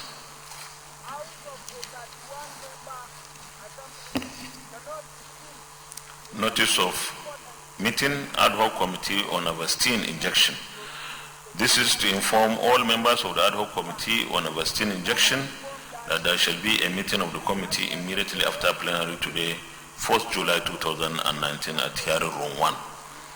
Members should please endeavor to attend promptly. Sign, Senator Matthew Rogide, Chairman. Another announcement, the committee that will go to Bauchi on behalf of the Senate for the condolence on the death of our two former colleagues. Senator Abu Kyari, Chairman, Senator Lawrence Ogurayagbo, Senator Abamoro, Senator T.A. Oji, Senator Kabir Barkia, and Senator Tolu Odebi. And we expect that all the three senators from Bauchi will be there naturally. The chairman will of course convey a meeting to arrange for the trip to Bauchi on our behalf. Flag.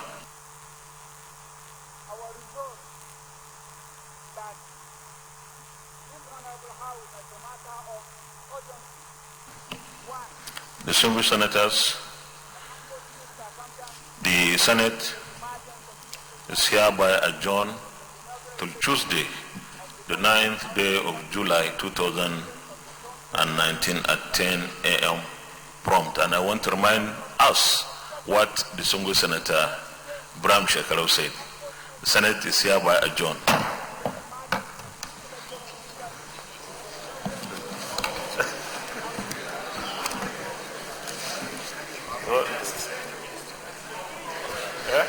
Hold on, I have a file here.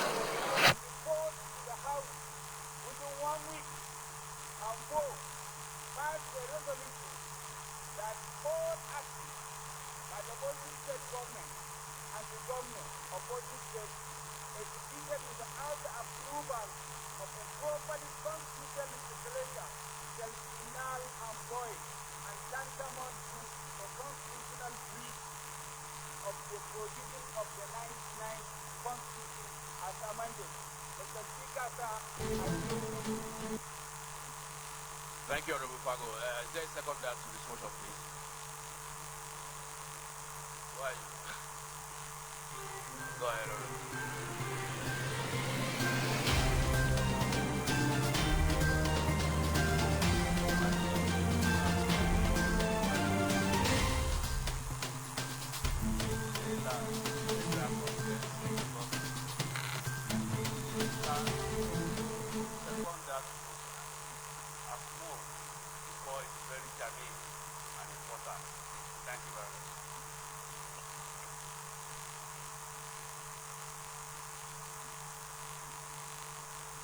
Those in support say aye. Those against say nay. The ayes have it. Alphago, please lead the debate.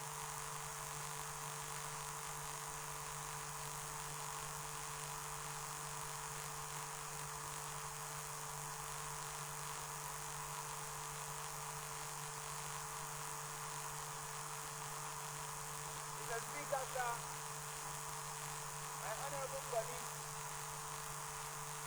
good afternoon. Once more, I am Honorable Adi Abubakar Kogo, member representing the good people of Sira and here the federal constituency of Osun State. Mr. Speaker, sir,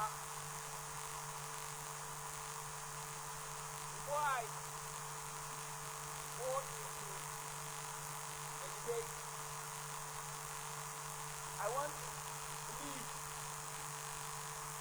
this house, this honorable house, here with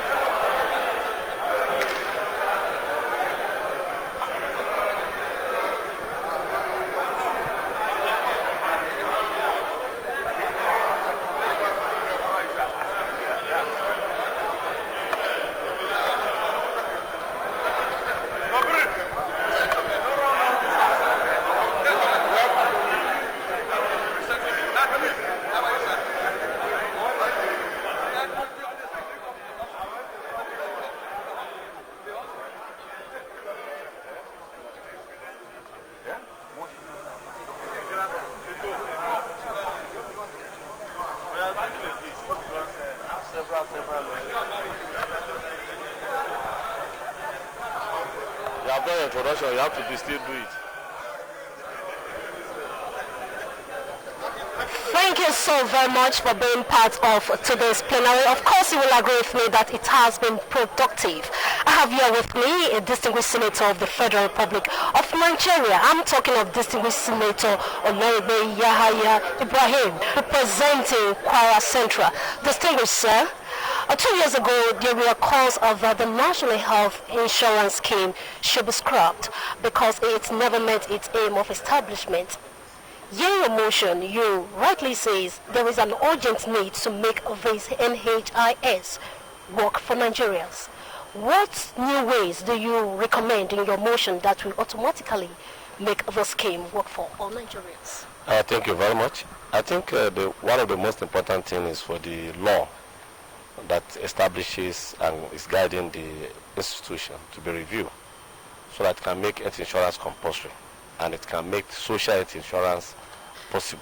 Because what we currently have NHI is doing is providing insurance to the formal sector. Of course, they do have policies for community health insurance, for all student health insurance and so on. But all these other ones are not effective. People, the primary one they are doing for formal sector is not effective. So by wanting to make the institutions to work for Nigeria means the coverage will have to be expanded. Expanded in terms of making it that more Nigerians, particularly majority of Nigeria, more than 80 to 90% should become enrollee and should become beneficiary. And this can only happen if you have a compulsory social insurance scheme. Lastly, I want to ask, the old system was reported to be characterized by corruption. Does this bill also take care of that aspect? Well, I think if the bill is reviewed, it should be able to take care of that action. I'm aware of what the 8th Senate did, but it has not it has not been signed by the president. So we have to really reconsider it. And part of it will be to look at what are the various other new mechanisms we could introduce to reduce wastages and to reduce the corruption in the system. Thank you so very much for your vibrancy. I have here with me another legislator, of course, distinguished Senator Emmanuel Chief, representing Birmingham Northwest. Distinguished, thank you for this very incisive motion and quite sympathetic. We want to say that those that have lost their life, may they have peace in the bosom of the Lord. Principal in your debate is the issue of the state of Nigeria road. Yearly, money is appropriated to infrastructure, including road. In oversight functions, distinguished, why are the neglect of this road not severely condemned in the committees? Well, that's a good point you have made. Theoretically, we are supposed to track this money and see how it's spent. But what you find happening is that when you go for oversight, they will tell you that the monies have not been released. Even though they are captured in the budget, they have not been released back. So, and then that's where the problem comes up.